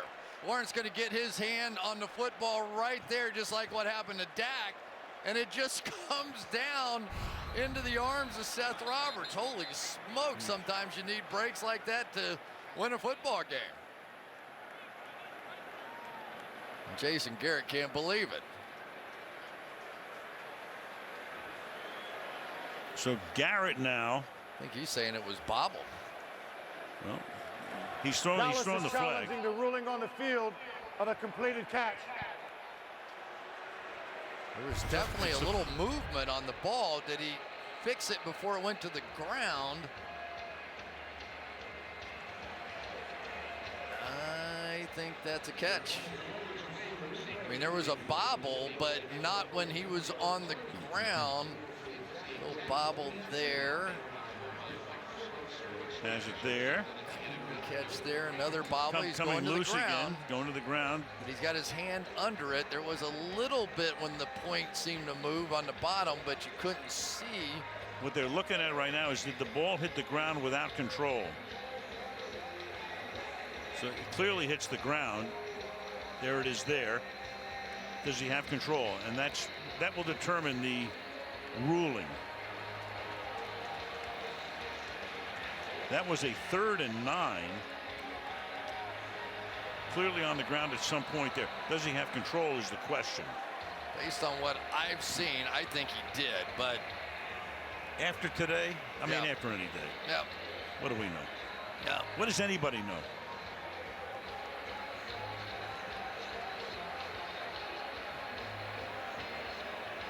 Looked like his hand might have even been under the tip of the ball as it hit the ground.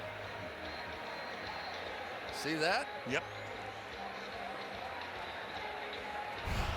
One of these, I'm not even going to speculate what this one is. I'm going to walk out on the high wire one more time. I'm saying that's a catch.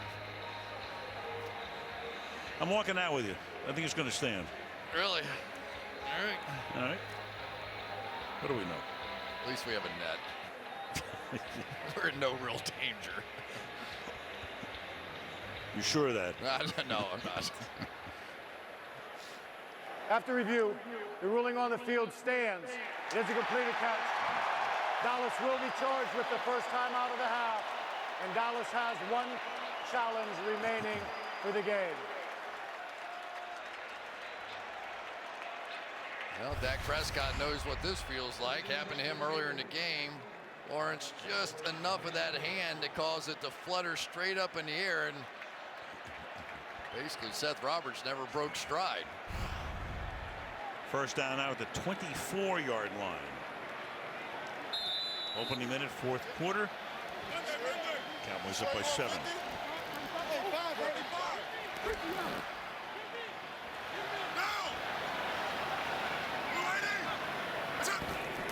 Positions Lynch. And Lynch goes over the left side. Fights his way to the 20. Gain of 4.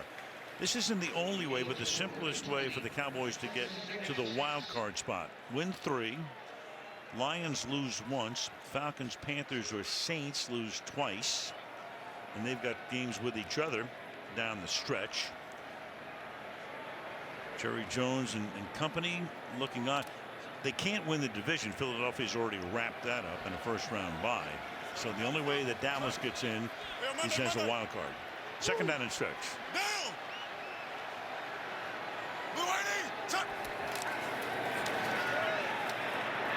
Chased by Lawrence.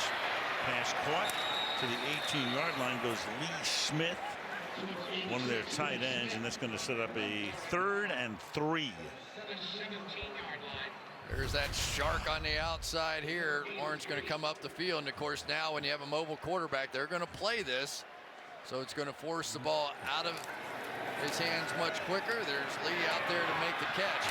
You know, one of the interesting things about this Raiders offense is last year they had a lot of success with 6 offensive linemen in the game running the football. Now, obviously, an offensive lineman hurt tonight in Donald Penn, but we really have not seen them do that much this season. 3rd and 3. Carr going left, throws, and that's caught, and that's going to be a first down. Crabtree. Lewis was covering on the play. First down for Oakland. It's one of the great things about being young and flexible. You could make this turn and throw. And Derek Carr, when they practice this throw, they have to turn those shoulders all the way around. Watch him get those shoulders all the way turned to make an accurate throw. Incurred a back injury early in the season, missed a game. So still able to twist and turn and pick up the first down. Crabtree scored 6 tonight, including 1 for a touchdown. Only 13, and now jumping across the line, Malik Collins. False start. Offense number 87. 5-yard penalty. First down. Not his fault. Jared Cook moved first. 1st and 15. There we go.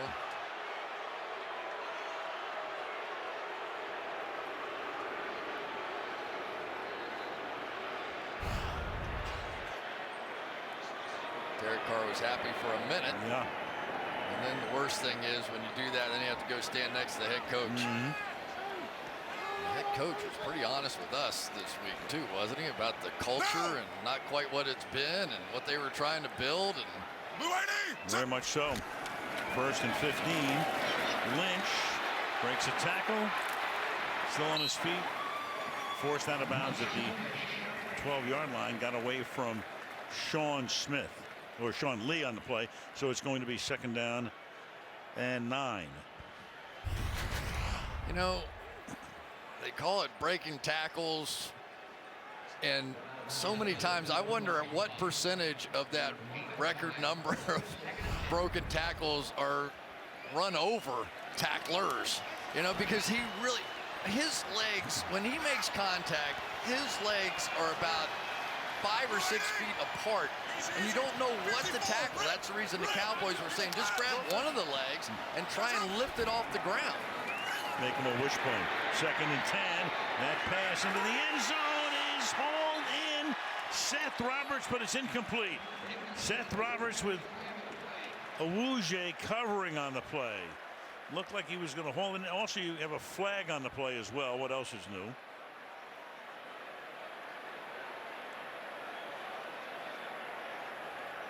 Del Rio is certain it's on the Cowboys. To the pass, illegal contact, defense, number 33, 5-yard penalty, automatic, first down. Rougier with the penalty and a first down. This time Marshawn Lynch did not see Sean Lee coming on a blitz, went right by him, and it was Lee who got the pressure on Carr. Still able to get it off, and obviously that was big too. Little sluggo, as they call it, slant and go. Sets up a first down and goal at the 8-yard line. 8th play of the drive coming up. This one began at their own 47 after a good run back by Patterson. Set him up near midfield. The fake and then the pass, and that is incomplete. Intended there for Crabtree, covered by Brown. Second down and goal. And I don't know what's happening here with Derek Carr. I don't think he can get the plays in his headset, so he ran all the way over to Todd Downing to get that call. And every time, though, that it's an obvious man-to-man coverage situation, whoever it is that's guarding Crabtree, they're just throwing it up in the air. And this time it's going to be Anthony Brown over there, and I think they're going to have it again if they want it. Top of the screen.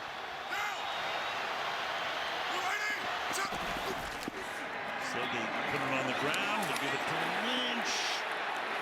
And Lynch fights his way inside the 2-yard line, where it'll be third down and goal for the Raiders. Oh boy. Helmet off. It's always like that with Marshawn Lynch. But that time he got some help from the Cowboys. The Cowboys jumped on the pile from behind and pushed everything forward. Watch at the end of this run. You'll see Lynch coming right through there and get stuck. And then the Cowboys start coming from this way. And as they jump on, the whole pile moves towards the goal line. Sure. You had Lawrence first, then you had Jones. Frazier tries to pull him back, but the other guys come in and push him an extra yard or so. Third down and goal. Tight formation. Carr throws, and that is Crabtree. Touchdown.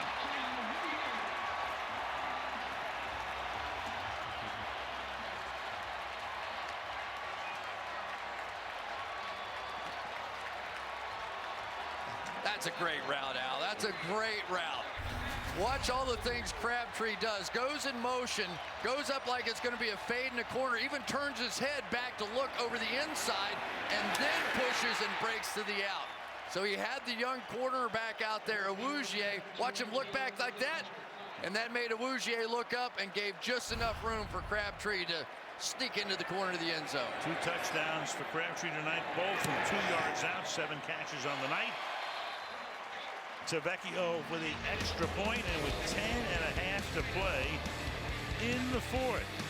17-17 in Oakland.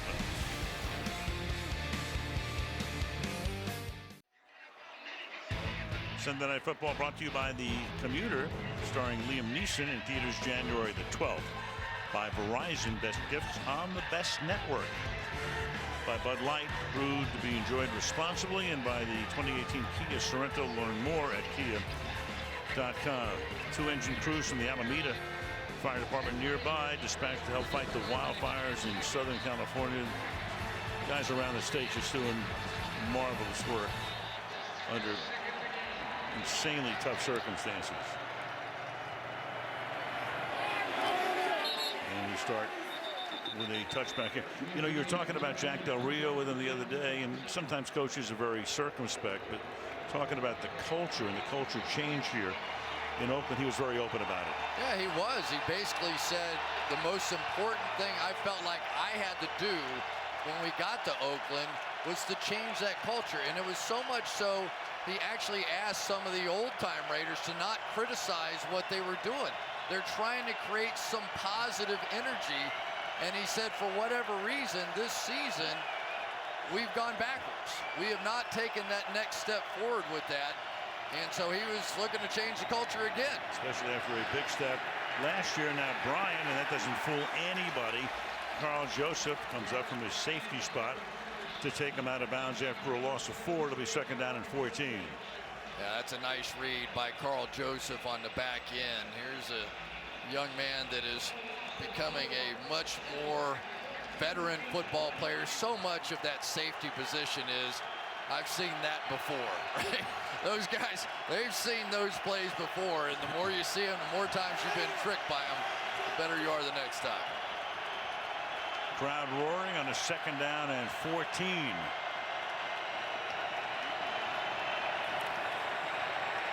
Prescott, flag, and for what it's worth, comes up about 2 yards shy of the 1st down, but Gene Steratore will move him back. Holding. Offense number 75. 10-yard penalty. Replay. 2nd down. Well, with Tyron Smith out of the game, that's Byron Bell taking his spot.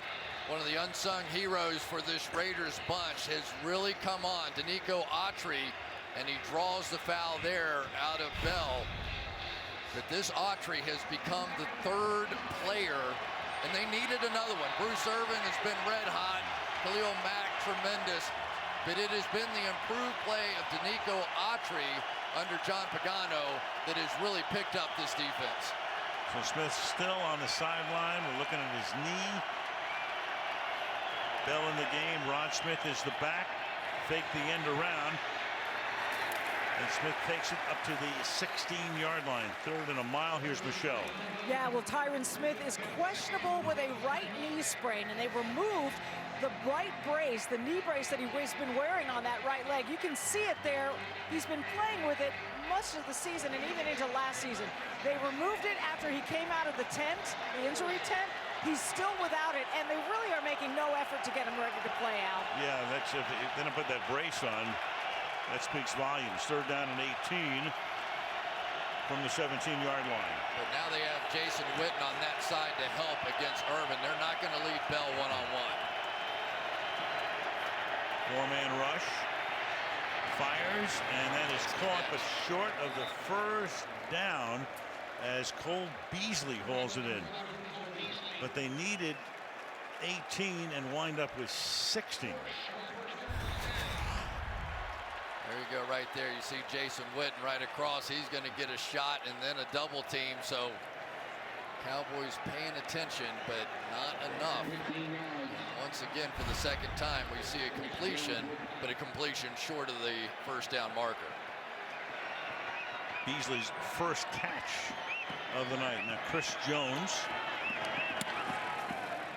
can send that into the night sky. Angled kick, and that will go out of bounds, and they'll, with a flag back down at the 30-yard line near the line of scrimmage. It would be a 1st down 4th and if it were 3 against the Raiders. It would be.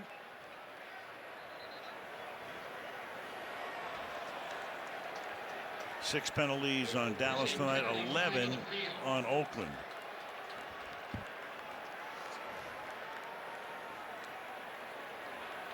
During the kick, holding, return team number 91. 10-yard penalty from the end of the kick. 1st down, Oakland. Timeout. All right, moves them back to the 22. Game locked up at 17. It's being billed as Premier League festive fixtures. They have arrived.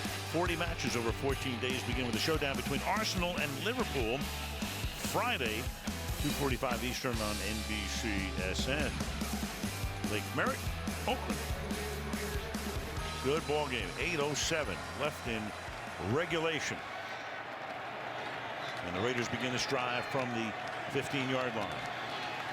Carr tonight, almost everything short. He's averaging less than 5 yards per pass. And he's almost going to get sacked, but he gets this one away to Lynch. He had Taco Charlton coming in. Lynch in the break. Mike Tice is with him.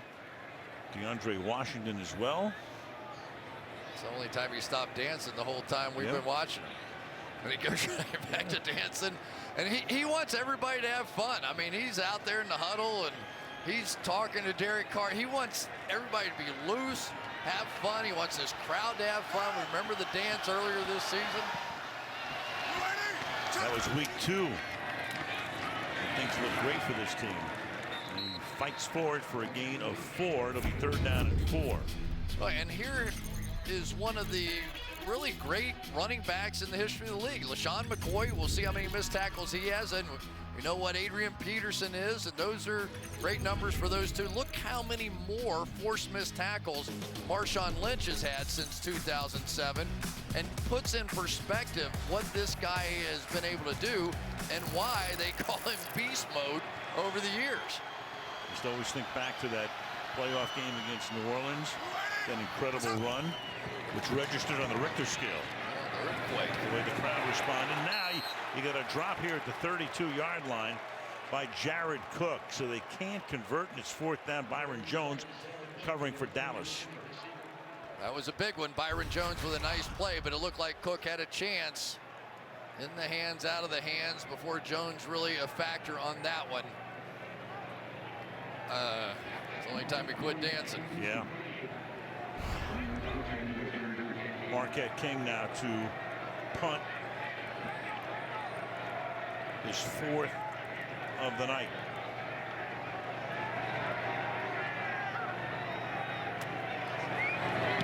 And Switzer is back there. Booming kick. Switzer fields at the 22-yard line.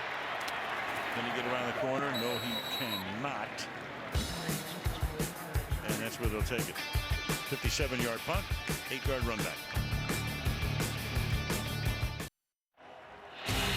Reminder, Christmas is next Monday, a week from tomorrow. You'll see Pittsburgh against Houston, 4 o'clock right here on NBC.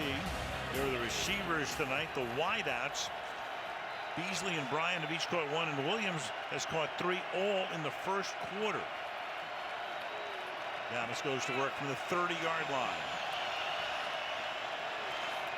All 3 receivers set to the left, and the pass is too high. Intended for Bryant. It'll be 2nd down and 10 with 6.5 to go in the 4th. Right, you're going to have to keep an eye on Byron Bell here, working against Bruce Irvin on the outside, and this is getting close on almost every snap that he's left one-on-one. Whether that's a hold, not called. Big loss when Tyron Smith not in the game. Well, they found that out in spades back in the Atlanta game. That incompletion on 1st down allows them to keep 2 deep safeties now.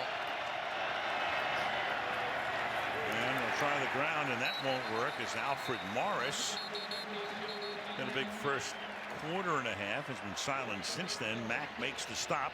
3rd down and 10. And this is Khalil Mack playing the run. You're going to see coming across the formation here, Jason Witten is going to try and influence him by running outside. Mack just wasn't influenced.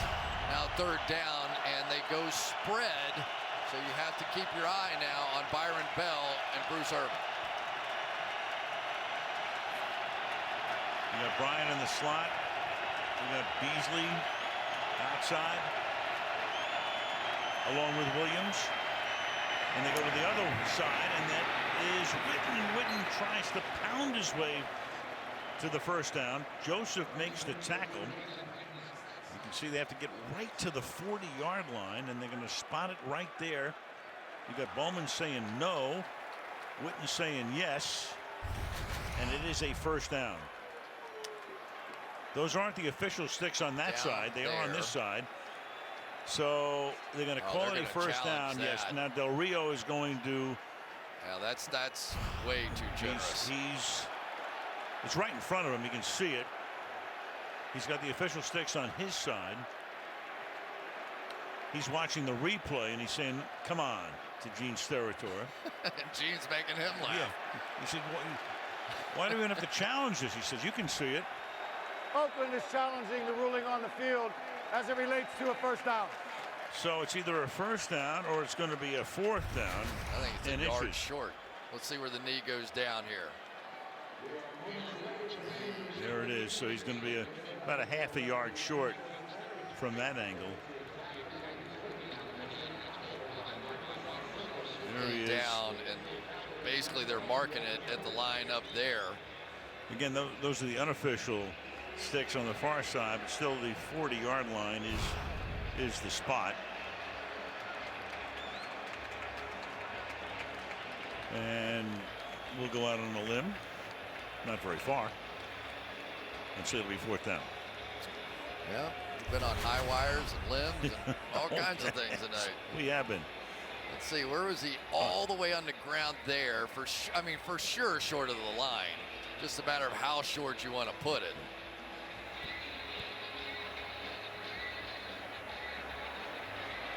I'll tell you what, though, the Dallas Cowboys, one of the best teams in football in short yardage situations.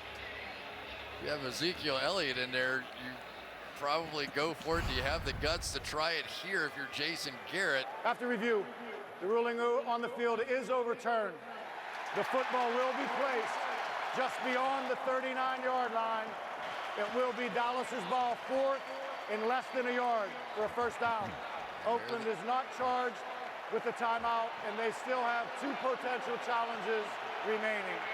All right, so for the moment, Oakland wins the challenge. Dallas sends its offense out there.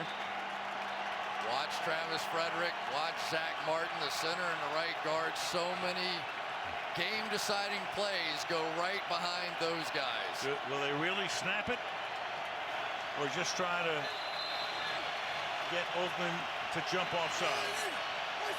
No back in the backfield. Yeah, he's going to keep it himself. Boy, that was really odd. You almost never see that. Empty backfield. You got Prescott. And when they unpile, Oakland still thinks they've stopped him. You know, I'm not sure he had it initially, and then he sort of pulled his way back out and extended the ball again. This may be another thing that they'll take another look at here, but we have to wait for them, obviously, to unpile. Here it is. So watch, he gets stuffed, and then he reloads and extends the ball.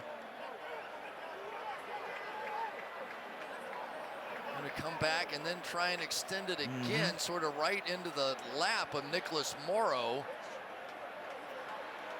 He's on top of his guys, so he's not down. And, that stripe is the landmark there because that is the 40-yard line. And they're going to spot it right with the nose of the ball on the 40, and then they're going to measure. I think it was that second push. Uh-oh. Look at this. Look at this. Uh-oh. A link short. Oh, my goodness. I have never seen this. I haven't either. I've never seen this. Well, Gene's looking at it from above. Because you have to raise that to a 90-degree angle, right? It has to be dead vertical. Look at this. Can he put a card in between it? Look at Gene. He can barely contain himself. He's saying that piece of paper hit. Oh my! I have never seen that before. Ever. I don't think I've ever seen an empty backfield in this situation. So now we have a new, and that's a double fold over card. So somebody's going to say, if you have an index card, all right, but you can't fold it over. Well, here we are across the bay from Silicon Valley, the high-tech capital of the world, and you got an index card that determines whether it's a 1st down or a 4th down. And see what Jason's saying? He's saying that 1st down marker wasn't held up straight. You got it leaning out. Bring it back in. Oh my goodness, I have never seen that before. From the 40-yard line. Prescott under pressure. That is Keith Smith, the fullback. That'll be a 12-yard gain. He's tackled by Bruce Irvin. 1st down. Well, I tell you, you have to give Jason Garrett some credit, don't you? I mean, that's a couple of really gutsy calls. The fake punt way back on 4th down and 11, and then going for it there on your own 40. Basically, you're almost putting points on the board for the Raiders. You don't punt there, but he knows what this game means, and he's playing to win. Under 4 minutes remaining in the 4th.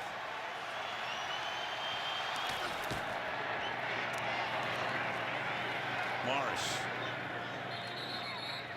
tough 2 yards. He's second down at the 46-yard line. And Al, that decision's so important here because even if they don't get the first down or don't get points, they're going to be able to punt it down and really pin the Raiders back and force some very tough decisions out of Jack Del Rio about how aggressive they're going to be coming out of their own end.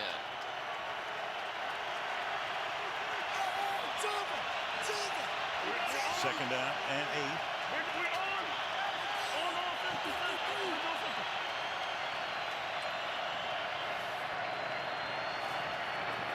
Prescott deep down the right sideline, and it is Bryant making the catch. Sean Smith with great coverage, but Dez won the battle and sets up a first down and goal. Well, and for Sean Smith, he ends up facing the wrong way. He is going to end up facing Dez Bryant, and you can't make a play like that. You can't jump and make a play on the ball, and so Dez able to hold him off just long enough. And boy, we haven't seen many deep shots out of the Cowboys all season long, but when they do, they make them pay. A very good quarterback rating throwing deep. They just don't do it 8% of the time, which is fewest in the NFL. First and goal. On the ground to the 1.5 goes Morris. All season long, Dez Bryant in his career, a big play guy. This season, to this point, he had caught only one pass more than 20 yards from the line of scrimmage. That was his second right there, second and goal. And we take the 2-minute warning. The 2-minute warning, and a great one in Oakland. 17-17 on Sunday Night Football.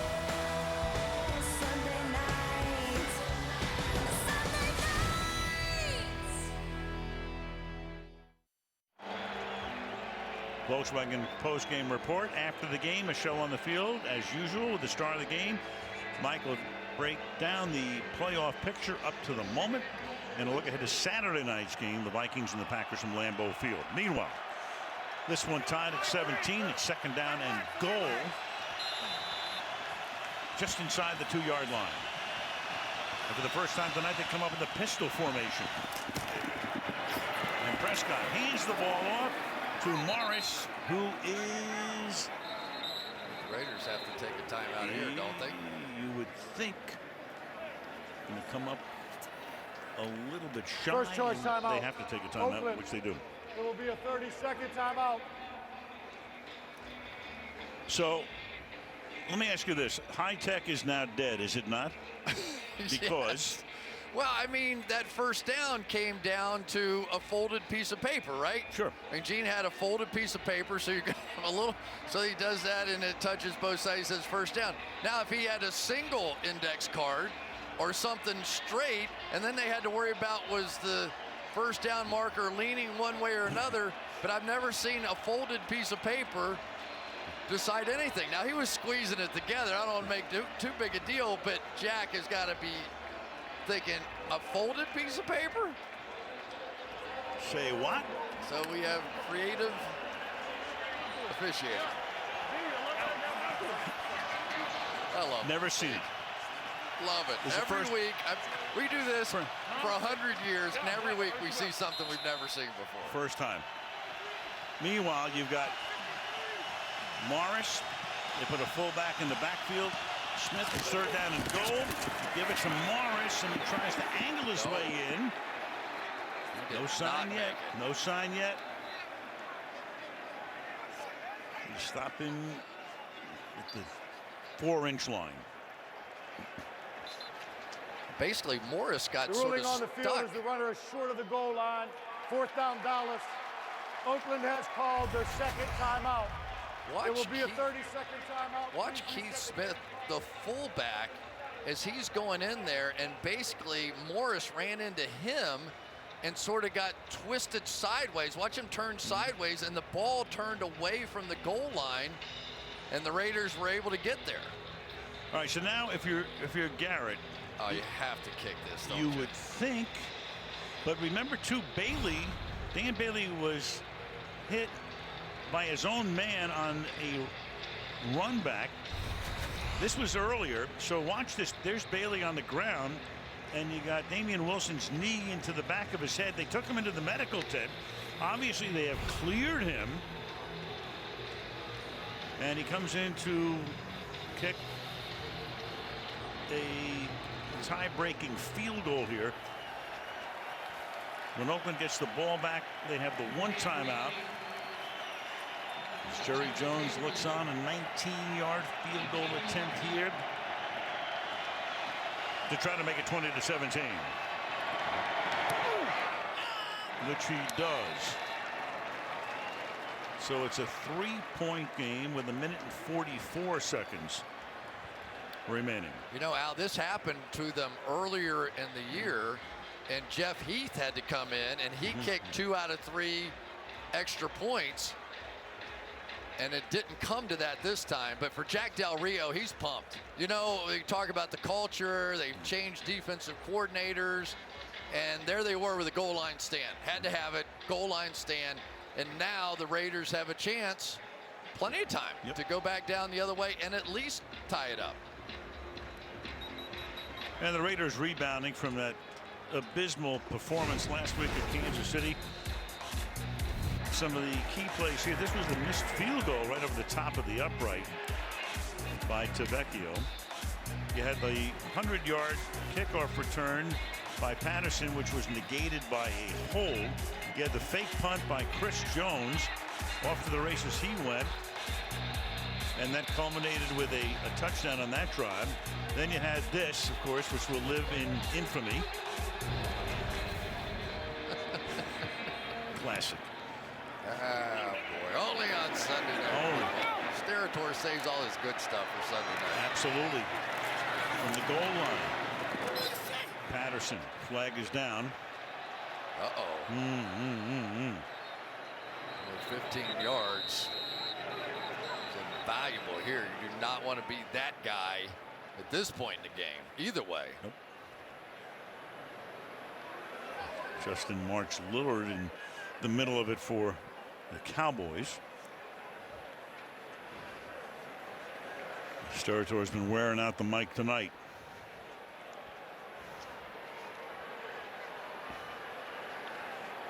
And the Raiders are moving back.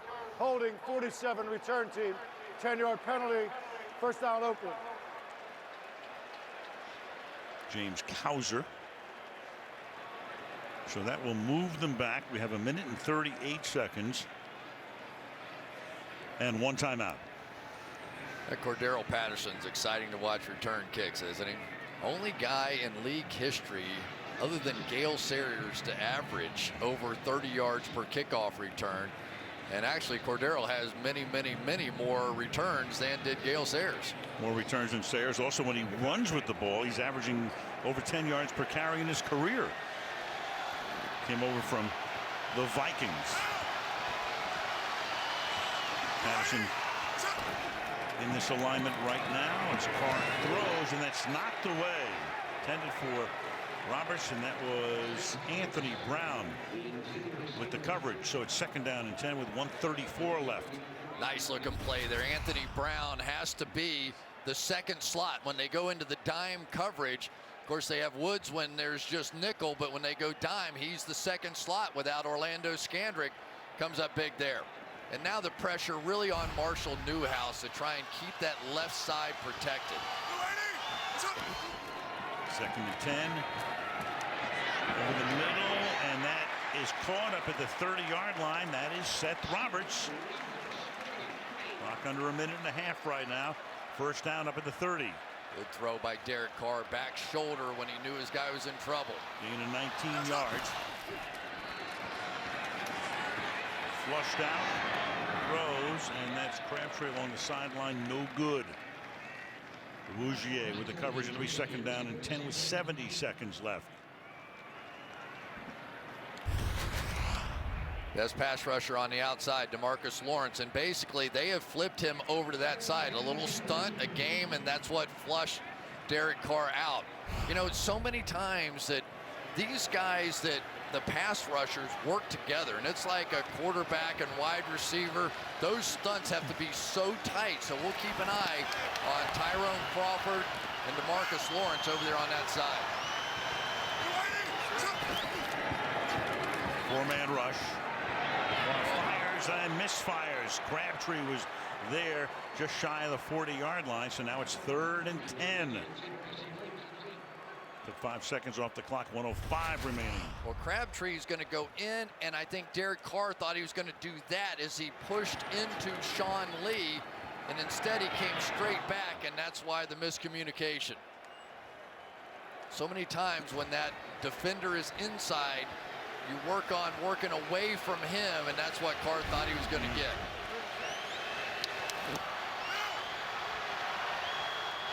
Down calling in the play.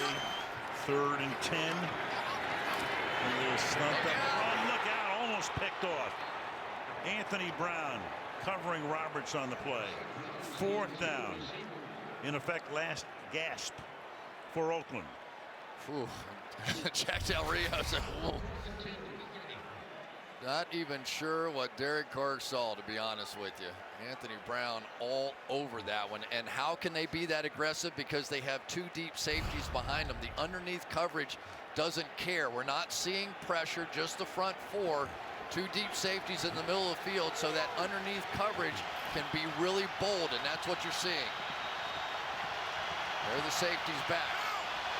And the Raiders stay alive. Need 10 on a 4th down here.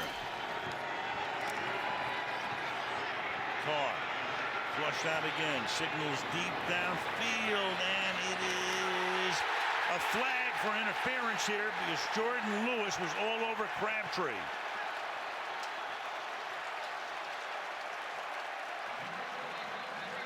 Pretty easy one to call, and on 4th and 10 they get the call. Pass interference. Defense number 27. Spot of the foul, automatic. First down. Well, first the escape, but this is brilliance on the part of Derek Carr. He knew what he had, a veteran wide receiver against a rookie cornerback, and you take your chances. I'm not even sure that Crabtree was really trying to catch that as much as he knew if he worked his way back through Jordan Lewis, he would get the call. Just inexperience on the part of Lewis and great experience on the part of Crabtree. And when's the last time you saw a 55-yard penalty? That's what it amounts to. From the 15 with 51 seconds. Carr under pressure, fires, and that will be Cordaro Patterson at the 11-yard line. Stops the clock. 44 ticks. Somewhere up in the press box, they're screaming down to the play caller here, Todd Downing, telling him to run that again because Jared Cook had one-on-one coverage and was popping wide open across the field. Going to be working against Hitchens. There you go. That was going to be a walk-in touchdown if that one was thrown. 2nd down and 3 from the 8. Now they go back to zones.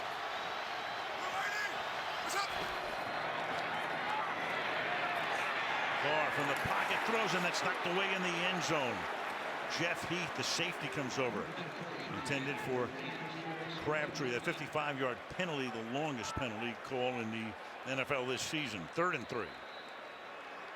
And Hitchens is down on the grass. There's Crabtree making an adjustment there, and Jeff Heath. Time out of the half due to an injury by one of their players under 2 minutes. Under 2 minutes. Dallas and Oakland both have 1 timeout remaining in regulation. The Cowboys are compelled. I mean, they have no choice. That's the rule. They have to take that timeout because of the injury in the last 2 minutes. So they would have 1. Oakland has 1. And Hitchens comes up. So meanwhile, if Brown holds on here at the start of this drive, this game could have ended at that moment. Missed opportunities so many times, the story of National Football League games. And for the Dallas Cowboys, taking that time off, that timeout, they end up coming up big later. And one of the only things I worry about with that rule is some players know it, right? They know there's going to cost them a timeout. Sure. And sometimes you'll see players go over and try and pick up an injured player so that they don't get that timeout burn. And if the player happens to be in real jeopardy, that's the worst thing you can do. So it almost, if they're going to have that rule, you almost have to teach the referees, hey, get around that guy. Don't let any player touch him, because and certainly we've seen enough of that this year. I don't need to go into it. Yep. The 3rd down and 3 now from the 8-yard line.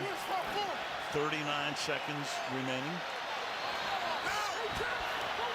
They go 3 by 1. Hey, we're good. Holton in the game. Johnny Holton, the wide out. Lynch in the backfield. And Carr under pressure, avoids the sack, and he's going to try to run it in. Oh, did he lose the ball? Yeah, did he lose the ball? Does it go out of the end zone? Does he lose the ball? The Cowboys are signaling for a touchback. This could be a touchback. It very well could be. We've seen this before. I think it is. Jeff Heath created the it. ruling on the field is that the runner fumbled forward through the end zone and out of the end zone. Touchback. The ruling on the field is a touchback.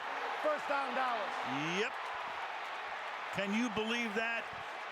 But that is the rule as he fumbles out of the end zone.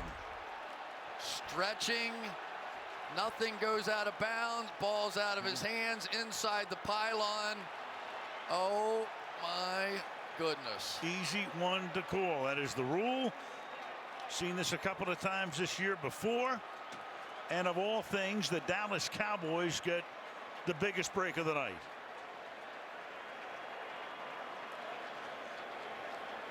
That close to an Oakland touchdown, and instead the Cowboys can run the clock out.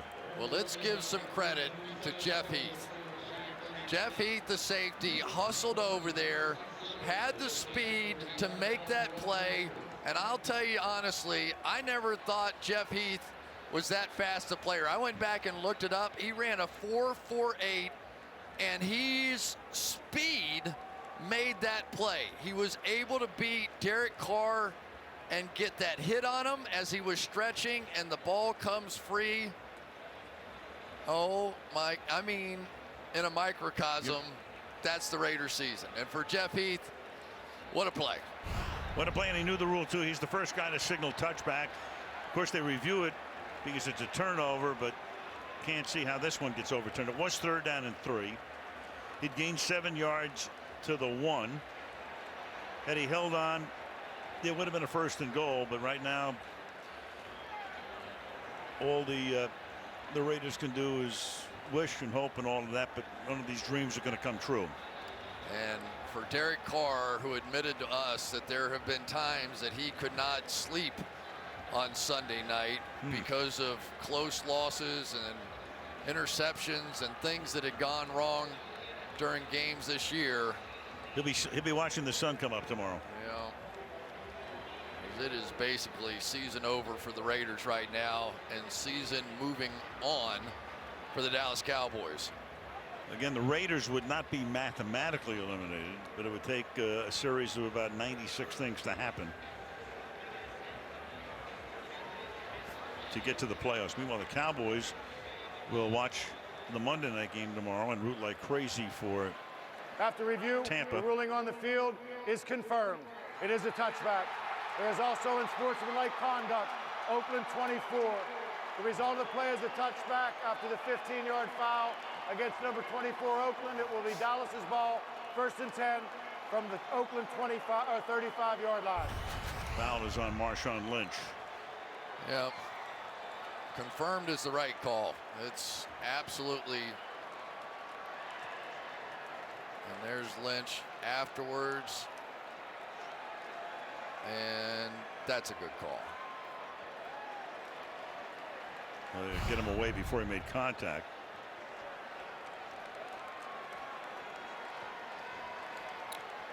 And it's amazing, isn't it? This game basically came down to a piece of paper that was folded over and a 1st down, because otherwise it's the Raiders ball on the 40-yard line, and there are a lot more scenarios for the Raiders to win than the Cowboys. Well, this was the site of the Heidi game. Now it's the site of the index card game. Holy Roller, there have been a few here. Well, the Holy Roller was down in San Diego. But the Raiders have been involved in a few. A Sea of Hands. Sea of Hands was another game that was played in this ballpark. What a game. Jason Garrett. The former Cowboy right. himself. Jack Del Rio, a former Cowboy. He was there when Jerry Jones bought the team, and Troy Aikman and Emmitt Smith were there, beginning their careers. Zach Martin came over, gave Jason Garrett a little shot to the chest. A lot of gutsy calls from Garrett. Coming up next, the Volkswagen post-game report.